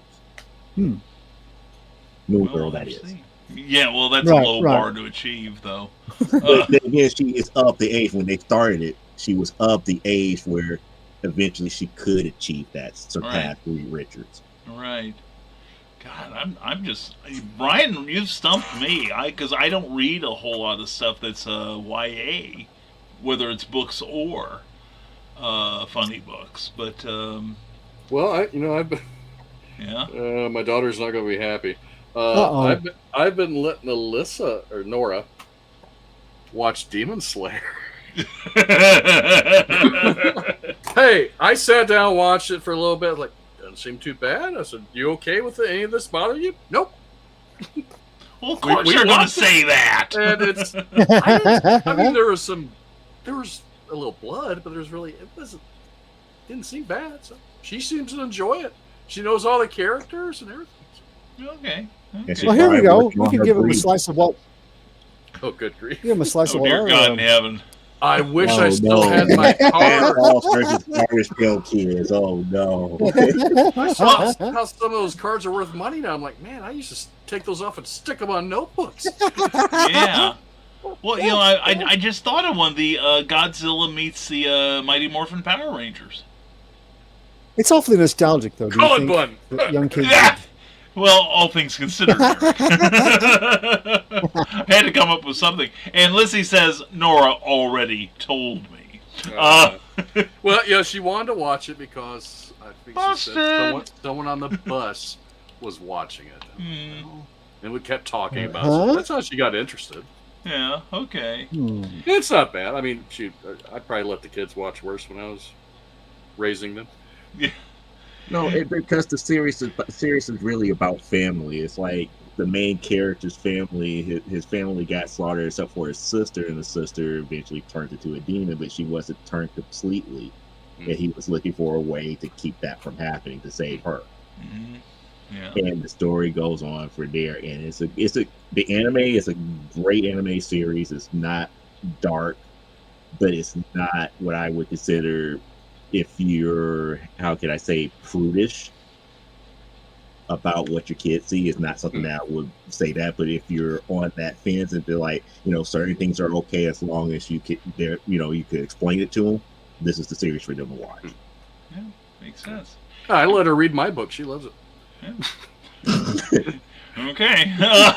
And Brian Rahman says, I will say the absolute best young adult comics out there is coming from Boombox. It's really good stuff. And The Last Witch from Boombox is excellent. Have to check that out.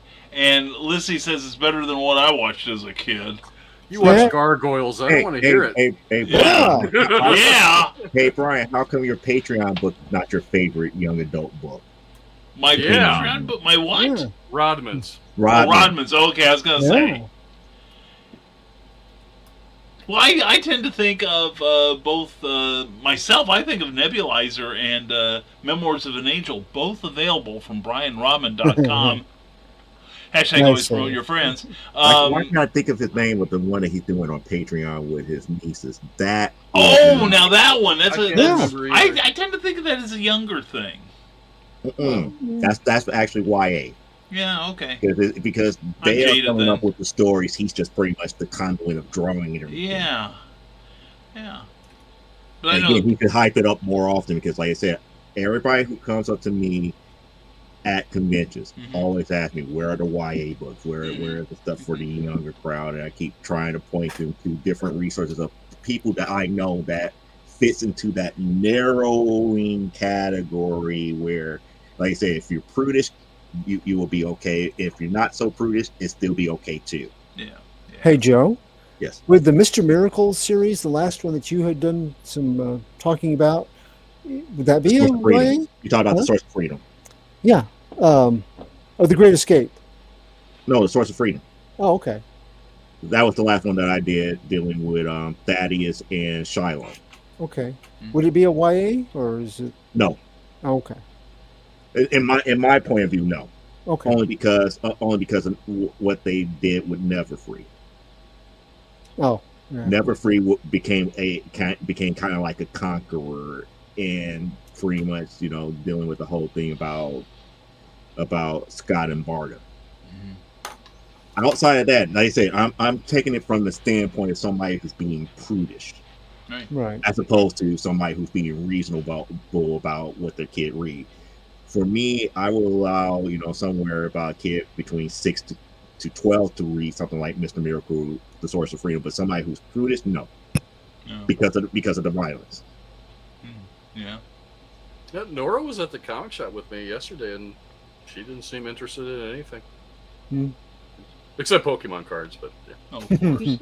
I did pick up and I can't remember the title of it, but one of the kids that lives on our block had his birthday, and I picked up, he likes stuff that is game related and rated E for everyone, for comics. Yeah. And it was a little ninja character, and I don't know his name, but I picked up 2 issues of that for him, and he loved that. This is a kid that's just turned 11, so I don't know if that's YA or not, but that was the biggest reaction I got out of anything of the juvenile market lately. Yeah. You know what? You're making me think about another book here. Give me a second.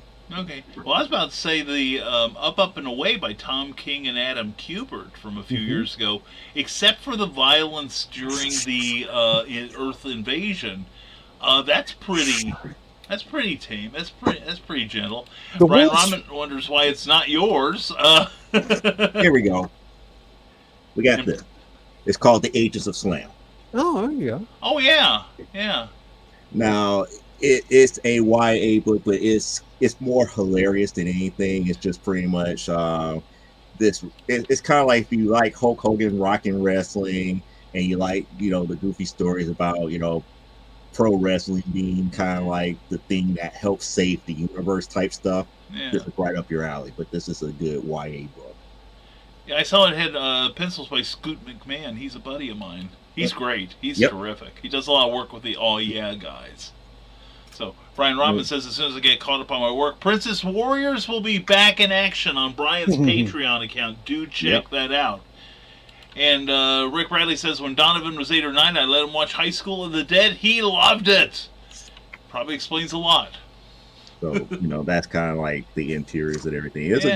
It's a pretty good story. I didn't think to review it here. Yeah. I don't think there were too many people that would be interested in something like that. I don't know. Well, I've reviewed some of the Art Balthazar stuff. And if we're going to go back, I can't think of a whole lot that's current, but almost anything by Franco and Art Balthazar is, I would say that's within the lower edges of YA.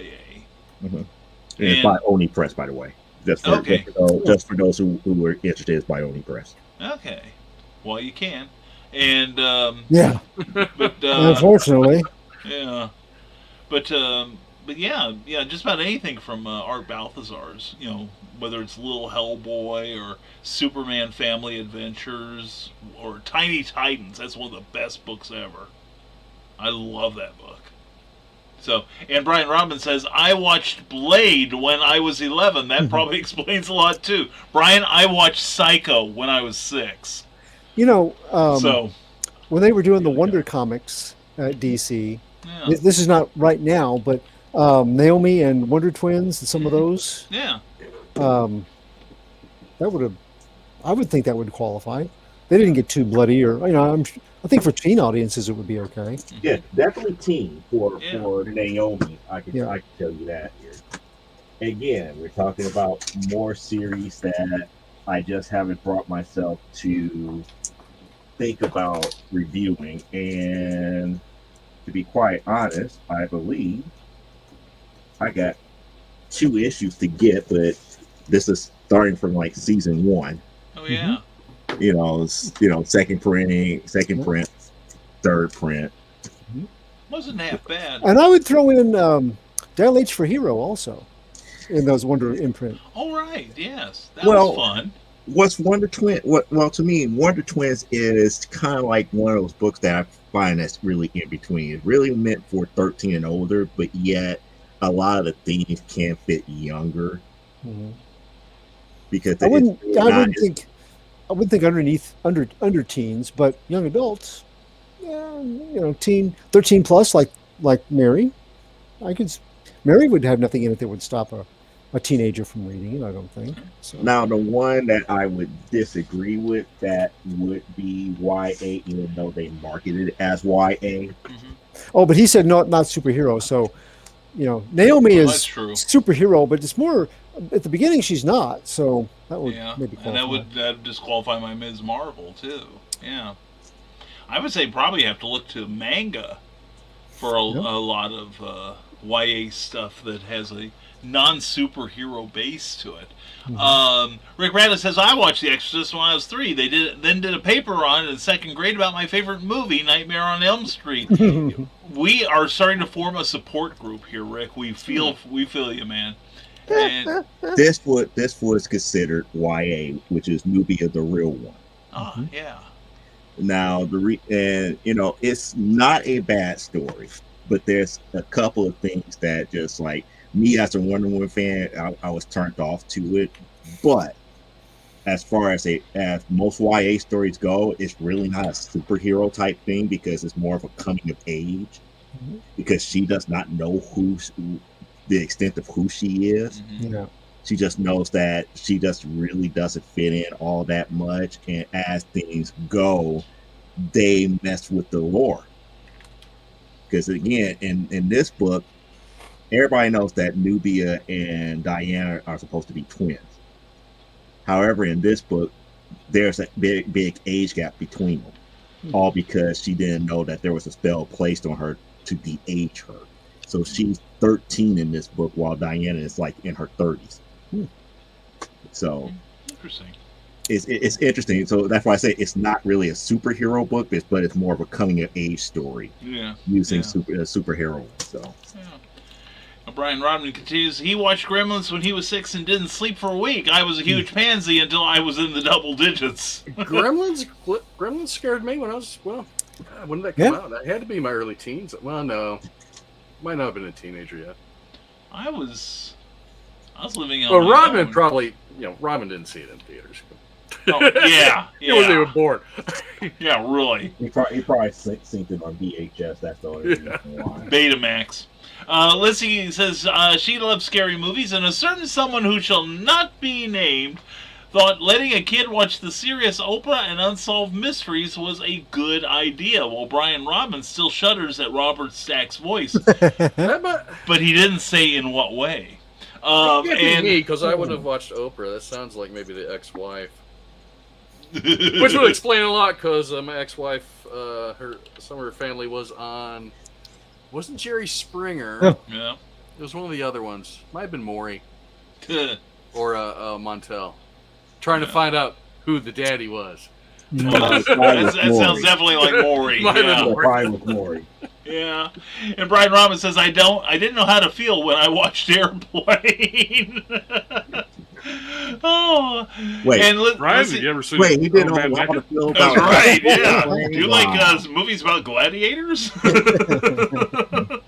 And Lizzie said, I had that number memorized and a plan to call if I ever saw any of those people. Being like 5, it was not a good plan. And yeah, Maury. That's right. And the funny thing is, when I lived out east in 1969 to 1970, there was one of the, there were a lot of channels, being Washington, D.C. area where I was living. And Maury Povich was on the noontime show called Panorama. And I can't remember the guy's name. I'm blanking on the name, but he was a long time. James J. Kilpatrick.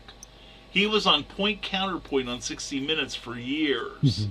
And the thing is, Maury was about 12 years old, but he was a serious journalist back then. Point Counterpoint, part of Airplane also. Well, They that's bought the true. tickets. I say, let them crash. That's right. And I'm more like the Mikey, Weekend you don't Update. understand. You're putting everybody in jeopardy. I'll take great plane crashes for 500.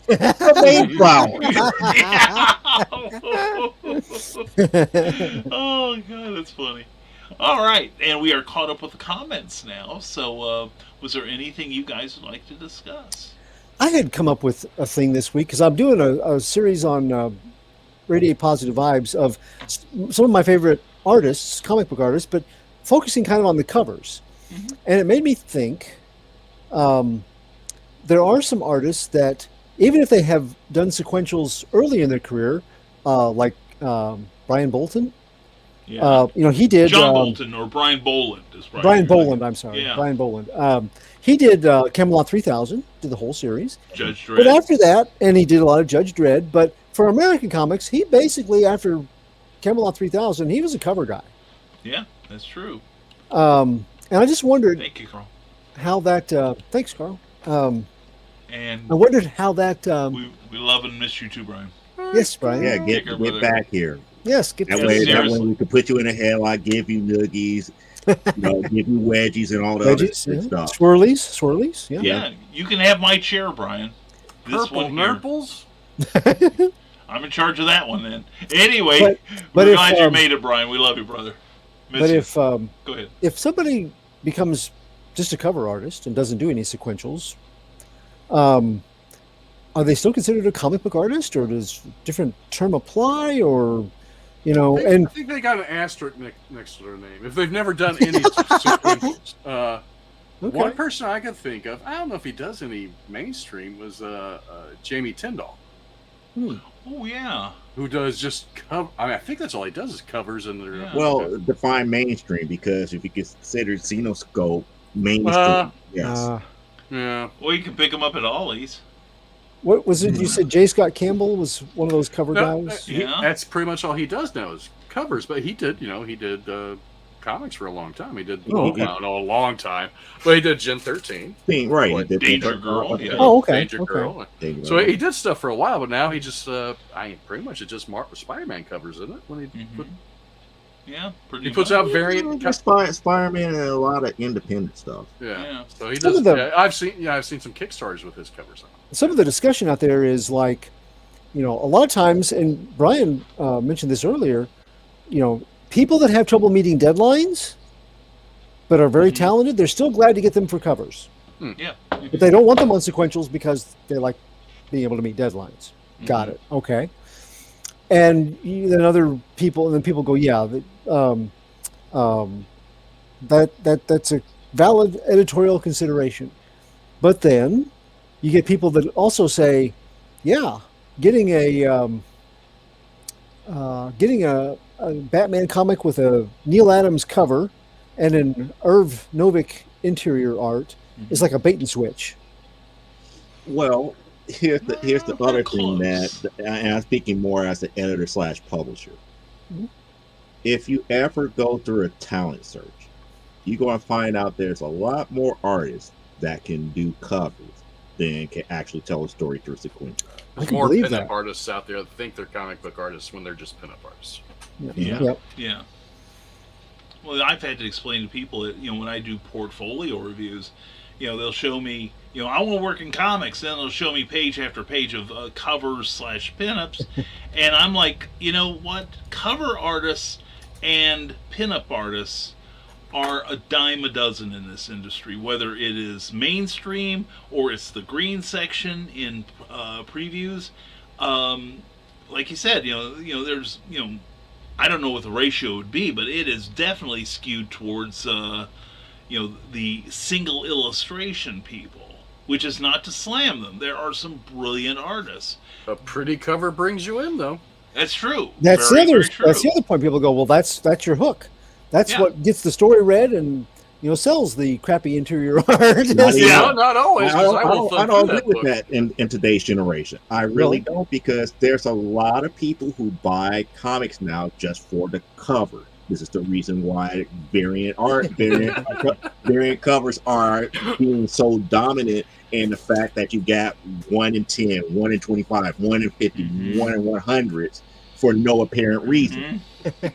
Make Eric draw. People are not reading the interior story. They up there, it's like, oh, here comes the next Jamie Tyndall, cover. I got to get that. Why? Because I follow his work. Okay. I'll do that. Steve Rude. That to me is the real problem. Yeah, the cover may look, may reel you in, as they say, but the story keeps a person there. Oh yeah, definitely. And I will pick up occasionally, like a variant issue. Like if Steve Rude's got something out, I want it because I'm a big fan of his. And there's somebody else that can do sequentials, really great ones. But he is a very meticulous artist. And that's one of the reasons why I hate doing portfolio reviews, because I get tired of seeing pinups. It's like, oh, I want to work in comics, and they come with this big old portfolio. It's like, okay, cool. I was like, it's like, as soon as they hand it to me, I have to stop myself. It's like, I ask them, like, is there any sequentials up in here? Yep, I always ask. Well, it's like, why do you need to see sequentials? I hand it back to them. It's like, sequentials is the lifeblood of this industry. Yep. If you can't tell me a sequential, what am I really looking at? You could draw one character or two characters nicely. Yeah. Can you tell a story? Exactly. Especially now, 20 years ago, before the internet, someone brings a portfolio full of pinups. They don't know any better. Because they didn't have any place to look to see what should be in their portfolio. That's true. Now, there's no reason for anyone to bring a portfolio full of pinups. They should be like, what should be in my portfolio? This is what should be in your portfolio. Multiple characters, houses, buildings, animals, cars, storytelling. Normal people. No pinups.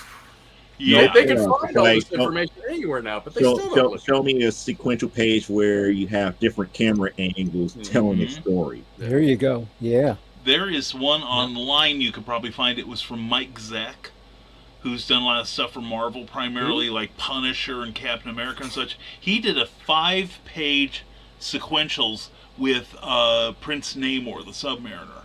And it's one of those things where it shows him swimming underwater, then flying into the air, and angle shots of him looking down on New York City, swooping down on the UN, crashing through a window where normal people in normal suits were standing there and showing expressions, showing body language. And in those 5 pages, I could see editors at a convention having fist fights to hire this guy, because he told a 5-page, it was fluff as far as a story went, but he showed off that he could do anything that was demanded of him. Technology, robots, he showed it all there. And I'm with Joe. The first thing I just flip through the portfolio just to see if it's worth our time, whether it's worth their time to talk to me and vice versa. But I always ask, do you have sequential art? And first thing they'll do is ask, what's that? Then I know our conversation is nearing an end. It's like, That means we're done. Have a nice day. For me, when you go, have a nice day. Exactly. I tell them, go into commercial illustration. It pays better. Get the hell away from my booth. Get going. That's right. Yes, the Eric Hawkins School of Etiquette. But buy something before you go, then go. That's right. Yeah, and I'll sign it for you and thank you, and then tell you. No, this is where Eric needs to have his book, The Eric Hawkins Guide to Comics. Here, buy this. Person's right over there. They'll take your money. Get away from my booth. There we go. There we go. Don't let your Bristol boards hit your butt on the way out. Or start charging for reviews. Say what? Start charging for portfolio reviews. Yeah. I will review it for $50. There you go. Then I'll tell you how badly it sucks. That's right. And you're paying for the privilege. Cash yes. first, please. Thank you. Let's get out of here. You know what? That's one of the reasons why I really want to see a Neil Adams portfolio review. I want to see people cry. I really do. Oh yeah. It's like I had opportunities from time to time. It's like I have not witnessed him review anybody's work. I have talked to him about work, but I have never seen him review. I mean, literally, break things down. Now, I have portfolio reviews of my stuff. And I had Robert Rose. He actually broke it down. He asked, it's not about why things look the way that they look. It's why did you do this in this panel? Mm-hmm. What did you see at this moment as far as the story is concerned? Yep. Why did the ear look like this here? Why are you focusing, most of the picture on like a ear or in the shadow, making you thinking about story as opposed to how well it looked? Mm-hmm. Yeah, that's true. And I admit I don't do as many portfolio. I don't get offered portfolios as much right now. I don't know if people are just posting this stuff online or what have you, but... I was asked once if I did a mentorship. I was like, no, but, if you want to ask me questions, kid, here's my email address. Anytime you want to ask something, just reach out. Yeah. I'm not going to be your mentor. Good God. Oh, I've gone that route. No. You're asking the wrong dude. Yeah. Well, the problem with mentoring is you will sometimes often get people, and I've had this happen to me, that think, well, them being my mentor means they're doing it for me. They're going to open the door for me. They're going to make sure that me my to all stuff the right people. And yeah. And I realize that is not the mentor's job. The mentor's job is to be honest and critical, and to point in the direction, and to teach them. And tell them what temperature your coffee should be. Yeah, exactly. They're going to fetch my coffee, then we're going to talk. But no, there was an old TV show based on a movie called Paper Chase, and the introduction every week was, you will teach yourselves, it was from the point of view of the great Professor Kingsfield, where at a law school, where he's going, you will teach yourselves the law, but I will teach you how to think like a lawyer. And I think a mentorship, that's what our job is as a mentor, is to get somebody to think like a creative and to find their own damn answers. Mm-hmm. So, and Rick Bradley says, there hasn't been any variant covers that have made me desperately want a certain comic. The first one I ever bought was the 8 Billion Genies issue 1 because it was the only one left. That's how they get you. Rick got this one. Well, there you go. See, the best variant cover right there. And Rick Bradley now makes me want to shake an angry fist at Image for being hypocrites. Hey, you know what? So I dropped off some of my trade paperbacks at the comic shop 2 weeks ago now. But I asked him, I said, hey, you got 8 billion genies? Because I'm missing 2. He goes, no, but the reprint, we have some on order. You want me to save you one? I'm like, well, yeah. So I have the reprint of number 2, which will arrive next week. Yes. That's the reason why I want to call them hypocrites. Yep. And they said, we're not doing any more reprints. If you missed out, you missed out. And you have to go searching. What do I will see for coming out next week? Reprints of issue 2 and 3. Mm-hmm. Well, I'm sure there might be extenuating circumstances. It's called greed. I was trying to find a nice way to say it, Joe, but yes. I'm going hypocritical route. Call it like it is. It's greed. It is. Like, people want this. We could make more money. But Image is not a charity. We were enchanted. It's not ethical. We're not ethical people here around here, so it will be okay. Oh, and Joe, we've got to have that talk. Put a nice smile on our face as we handle that issue number 2, and everything will be okay. Nobody's going to remember. Exactly. We were enchanted by the mystical power of profit. There we go. The prophet? No, just profit. No, that was their wish. That was their wish on one of their genies. That's right. Yes. Maybe, Genie. We wish to print all of the books that we run, except for Spawn number 10. They can't do that one, but everything else is fair game, especially the stuff that sells. So. But no, of course they're motivated by greed, and I wonder if maybe the creators might have ponied up some money to make it happen too. But again, that's the whole stance that they took, because that was the stance that they took because of this paper shortage. Oh yeah. And to be economical to their fans, we're not doing any more second prints across the board. Not for any particular series, across the board. What ended up happening? They're doing second prints. And this is not the first. This is not the first series that they're doing second prints to. They were hypocrites way before the series. Oh yeah. Well, and also you got to ask yourself, how do they see themselves as serving their customer base? Are they serving them better by not reprinting a book and maybe waiting paperback if need be? Or are they serving their customers' short-term needs by saying, okay, we said we're not going to reprint, but we'll make an exception with everything that has a genie in it? No, but that was the thing. It's not everything that's a genie. They're doing it for other series. They went a whole across-the-board type deal, and now they're reprinting. They might have reprinted some of that last Scotty Young series, the Thing in the Dark, the Love You, whatever. I really can't remember the title of it. I never could remember the title when I was reading it. The Me That You Love in the Dark. The Me That You Love in the Dark. Yeah. That's another one. Again, they said no reprints. That's how they got people hooked in to come out to buy it. There's not going to be reprints. So people are running, flocking, fighting over these prints and whatnot. And then now all of a sudden it's like, we got people interested in this. People are going to forget what we said. Here's a second print. Since we love you so much. Yeah, we're willing to walk it back on this one. If you buy it. If you don't buy it, we're not going to do it again. Yes. Urging you to the edge of the precipice and then pushing you off. And then the nice people that come up, you give them a parachute and then you throw one down with the guy that you pushed off to begin with. So. Yep. Welcome to the world. Or better yet, you throw a mattress down and hope that the mattress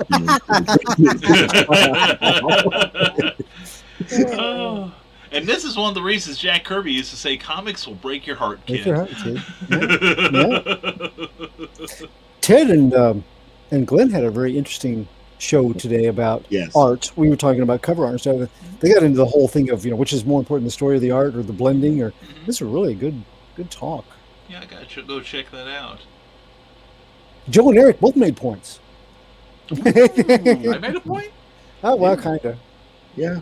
Well, I think I told Ted I was going to do a die-cut, glow-in-the-dark chrome cover. Right. You made a point of irritating people with your glow-in-the-dark and holographic and chromatic covers.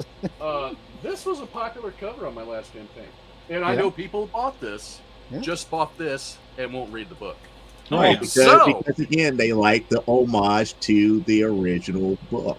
So I'm going to offer a last chance version of this cover on my next campaign. It's going to be the black and silver. Ooh, nice.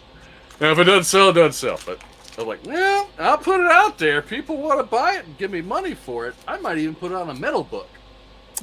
There we go. I thought of you, Eric, when Speaking of which, my plan has come to fruition.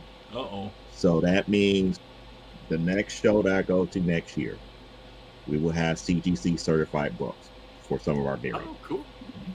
Very cool. With the acetate cover, too? No.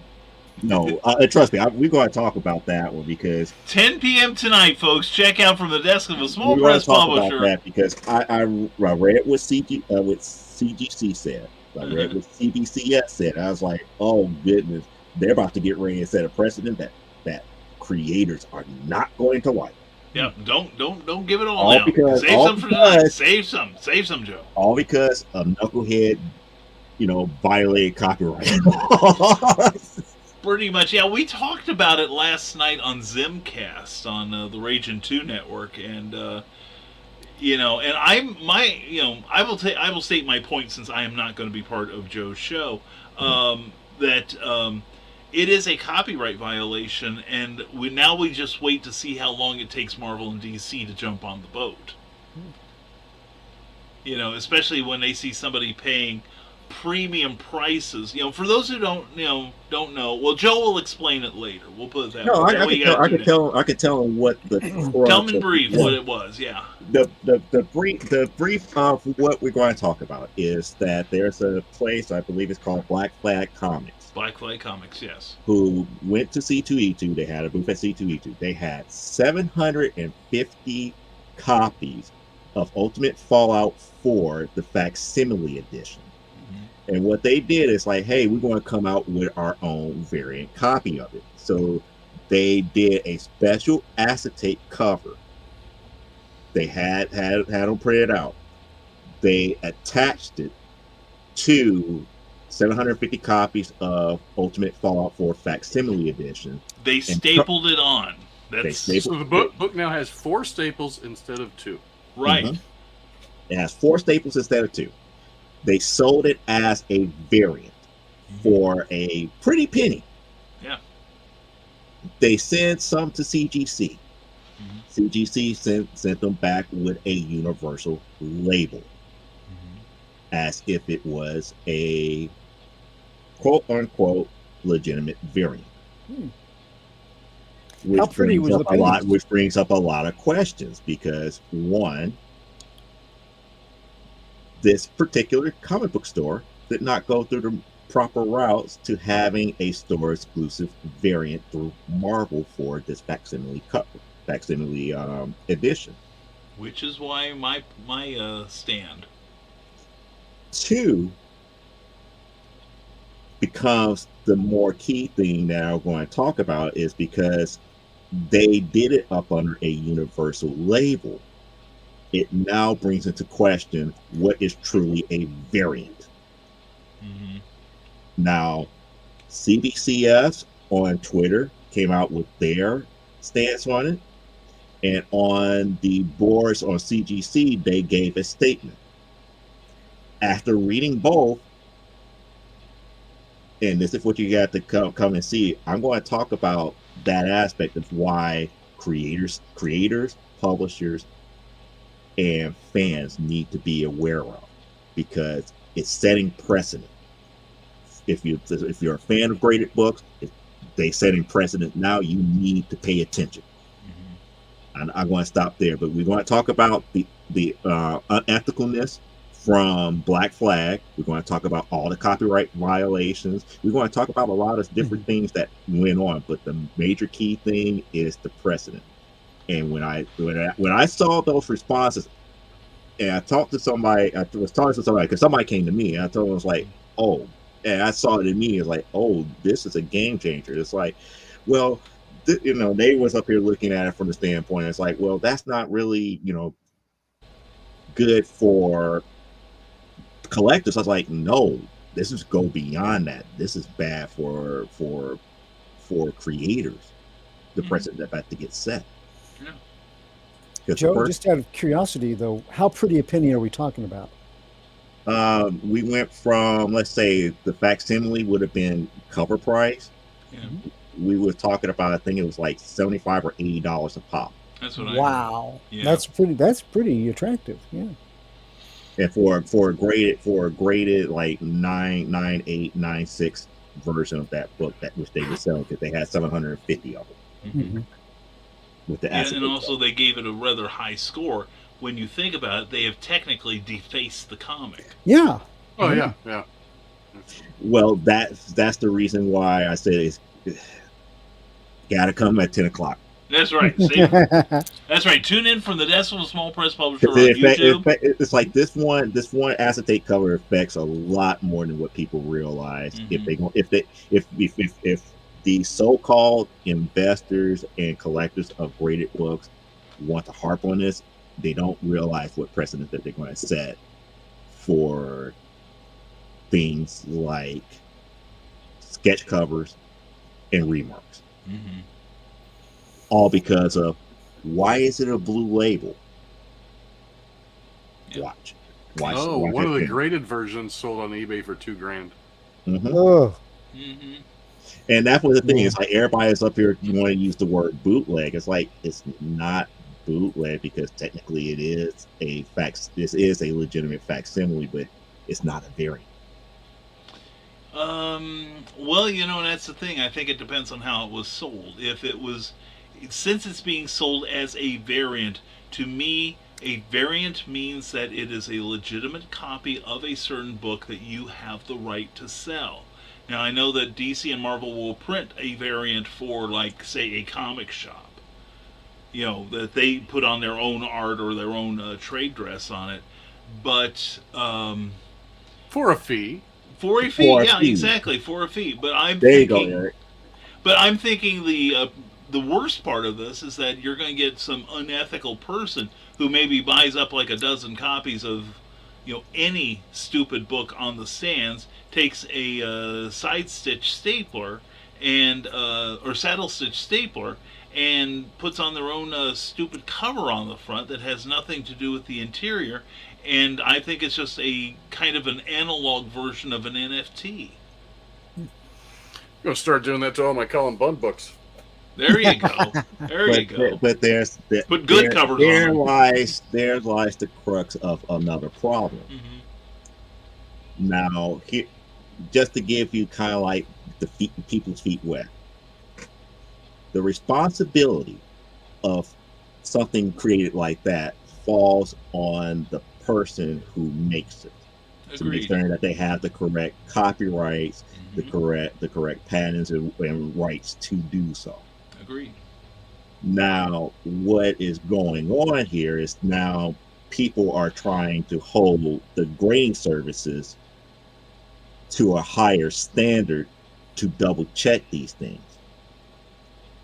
And I'm more along the lines. It's like, if you make them check it, guess what? They're going to set new standards for everything that is remotely related to something like that. So defacing a manufactured cover includes things like remarks, sketch covers, signatures, all this, anything that can be done to a cover now has to be up under more scrutiny. So that signed book from the creator that you had, and then you had him to do a remark on it, guess what? It defaced the cover. It's not manufactured the same way. Mm-hmm. It's not standard. It did not come from Marvel in that aspect. Mm-hmm. But yet you still want a blue label or a signature series label for that remark and signature. Mm-hmm. Yeah. Up under those rules, that doesn't qualify. You can't have it both ways, but we're going to really delve into it. Yeah. So everyone stay tuned to that. Definitely get over on Joe's channel. If you haven't already, please like his broadcasts and subscribe, and check him out on Saturday nights when he has his regular show from the desk of a small press publisher at 10 p.m. Eastern, 9 p.m. Central, where he waxes eloquently about comic books and sometimes have interviews and drawing lessons and things like that. So, which this week we're going to have Mark Torres from It Came From the Radio talking about his very first crowdfunding campaign. Yeah, he was on the Zimcast with me and Randy last night. Really fun guy. You're going to enjoy it. Seriously. He'll be this Saturday. So check it out. All right. And we've been on the air over 2 hours. I think it's time that we retire. So why don't we go around the room like we did earlier? Joe, why don't you start us off? Tell everybody how they can follow you and anything else that's on your mind. Well, best way to follow me is right here on the screen. You just follow the eraser, and I can't erase it here. That Linktree link, I can't erase it. See, It's that strong. It's just that strong here. That's the best way to follow me on my social medias and everything. The only thing that one doesn't have is the gaming channel. Eventually, it's going to be up there soon. Like I said, I'm doing a special episode tonight talking about the Black Flag Comics fiasco at C2E2. And that's mainly because people were asking me specific questions, and I thought about that last aspect that I started to go into. We got to delve into it, because people who invest, people who collect comics, people who are fans of particular people's artwork and love sketch covers and custom sketch covers, we have to talk about this before people take a side. We have to look at the full picture and the full gambit. So hopefully you'll be there at 10 o'clock tonight before we could discuss and really put it out there, because the more I see these videos come out there on YouTube from collectors and speculators, the more I want to throw up. Because they don't see the full picture. They see it as, I'm getting cheated out of money. It's like, you know what? Maybe that's the case here, but you don't understand what else might about to get ruined too that you love. So be careful. Like Confucius says, be careful what you ask for, because you just might get it. Exactly. All right. Well, thank you very much, Joe. Appreciate you, man. Not a problem. Great one. And Eric S. Hawkins, the Pro Slayer. Oh, yeah, me. Yeah, you. I got nothing really going on right now. I mean, you can follow me, but go check out Grant's new Kickstarter campaign, issue 4 of Beowulf. And I backed something the other day, and I don't do this that often, but this thing looks beautiful, and if you like Kickstarter projects, you should go check it out. It's a steampunk carol, a festive nutcracker retelling, and the art looks beautiful in this book. I mean, it looks gorgeous. I can tell in the reflections. Yeah, it's yeah, up there. At the Here, let me get back. Yeah, look at that page. Yeah, yeah, it's a beautiful looking book, and I wasn't going to back anything for a while, but I was like, ooh. yeah. But follow people on Kickstarter. If you back someone's campaign, follow that creator, and you'll get notifications and stuff. I mean, shoot, I follow almost everybody on there, and I get notifications when they back something. So then I go look at it, and geez, Rodman's always backing stuff. Oh my god. But that's every week. Come join us here and watch us talk comics and just nonsense. Most definitely. Thank you very much, Eric. Thanks. All right. Clyde Hall. Hey, you say the dog days of summer are making you pant. You say all you get are crypto movies, but he sounds like Black Adam. You want more Garfield and Cat in the Hat, but you're stuck with McGruff and Mr. Peabody. You want Ren, but all you get is Stimpy. Then join us here every Thursday night with Comic Book Spectrum, because we're panthropomorphic when it comes to our talking and sentient animal characters, including panthers and enchanted bunnies. I'm Clyde Hall, independent author and contributing writer at a many splendored place. And that includes places like Stormgate Press. I do online comic reviews at comicsbookcase.com and doomlocker.com, but as a contributing writer at Stormgate Press, I have work appearing in their award-winning anthology series, Pulp Realities, Volumes 1, 2, and 3. And I also have a story, along with Brian K. Morris, featured in Stormgate's Tim Bruckner's Major Marjorie. Marjorie is the star of a pulp sci-fi radio program, battling alien menaces across the spaceways in her shows. Off the air, Marjorie and her talented allies fight real extraterrestrial threats, hell-bent on taking over the Earth in the opening days of the Second World War. All the Stormgate Press action is available on Amazon, but you can see everything they have to offer in the new pulp genre and others at www.stormgatepress.com. And you can tune in here on Thursday nights, and you'll usually find me keeping company with these fine Rising Tide Broadcast Network folks right here on Comic Book Spectrum, but not next week. Next Thursday night, my wife Virginia celebrates her birthday, and together we will be celebrating our 38th wedding anniversary. Yay! Yay! So Jenny, thank you for putting up with me all these years, and gentlemen, thank you for putting up with me on Thursdays and giving Jenny a break. Well, thank you for gracing our halls here, and happy anniversary, happy birthday to Jenny. Thank you. All right, thank you. And I'm Brian K. Morris. You can follow me at risingtide.pub, where you can hook into my broadcasting on YouTube, as well as my many books. The aforementioned stuff that you saw, and more and more and more. How do you like it? How do you like it? But anyway, risingtide.pub is the link to all things me. I'm also on Amazon and Smashwords. I'm on Facebook.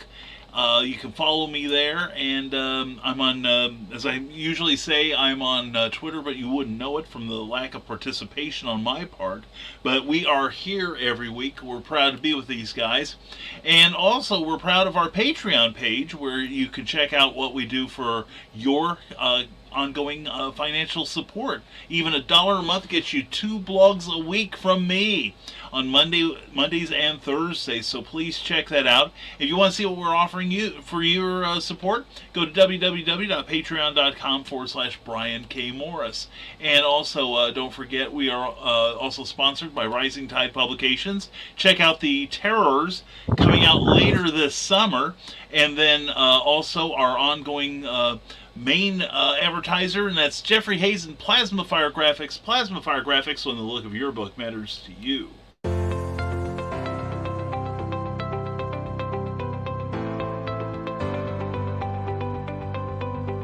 You've worked hard and written a great book. Now it's time to give it a great cover. If you're an indie author or small press publisher, Plasma Fire Graphics is your source for affordable cover illustration and graphic design.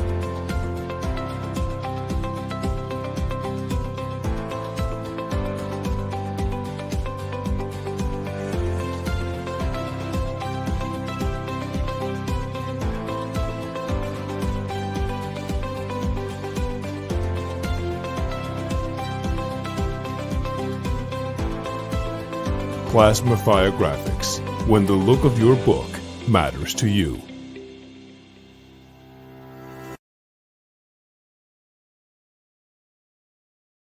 Check out the Plasma Fire Graphics page on Facebook, and then go over to plasmafiregraphics.com and inquire about the very, very indie creator-friendly pricing there. You'll be glad you did. That's Plasma Fire Graphics, when the look of your book matters to you, because it definitely matters to your readers. And you matter to us, so we're going to come back next week, minus Clyde.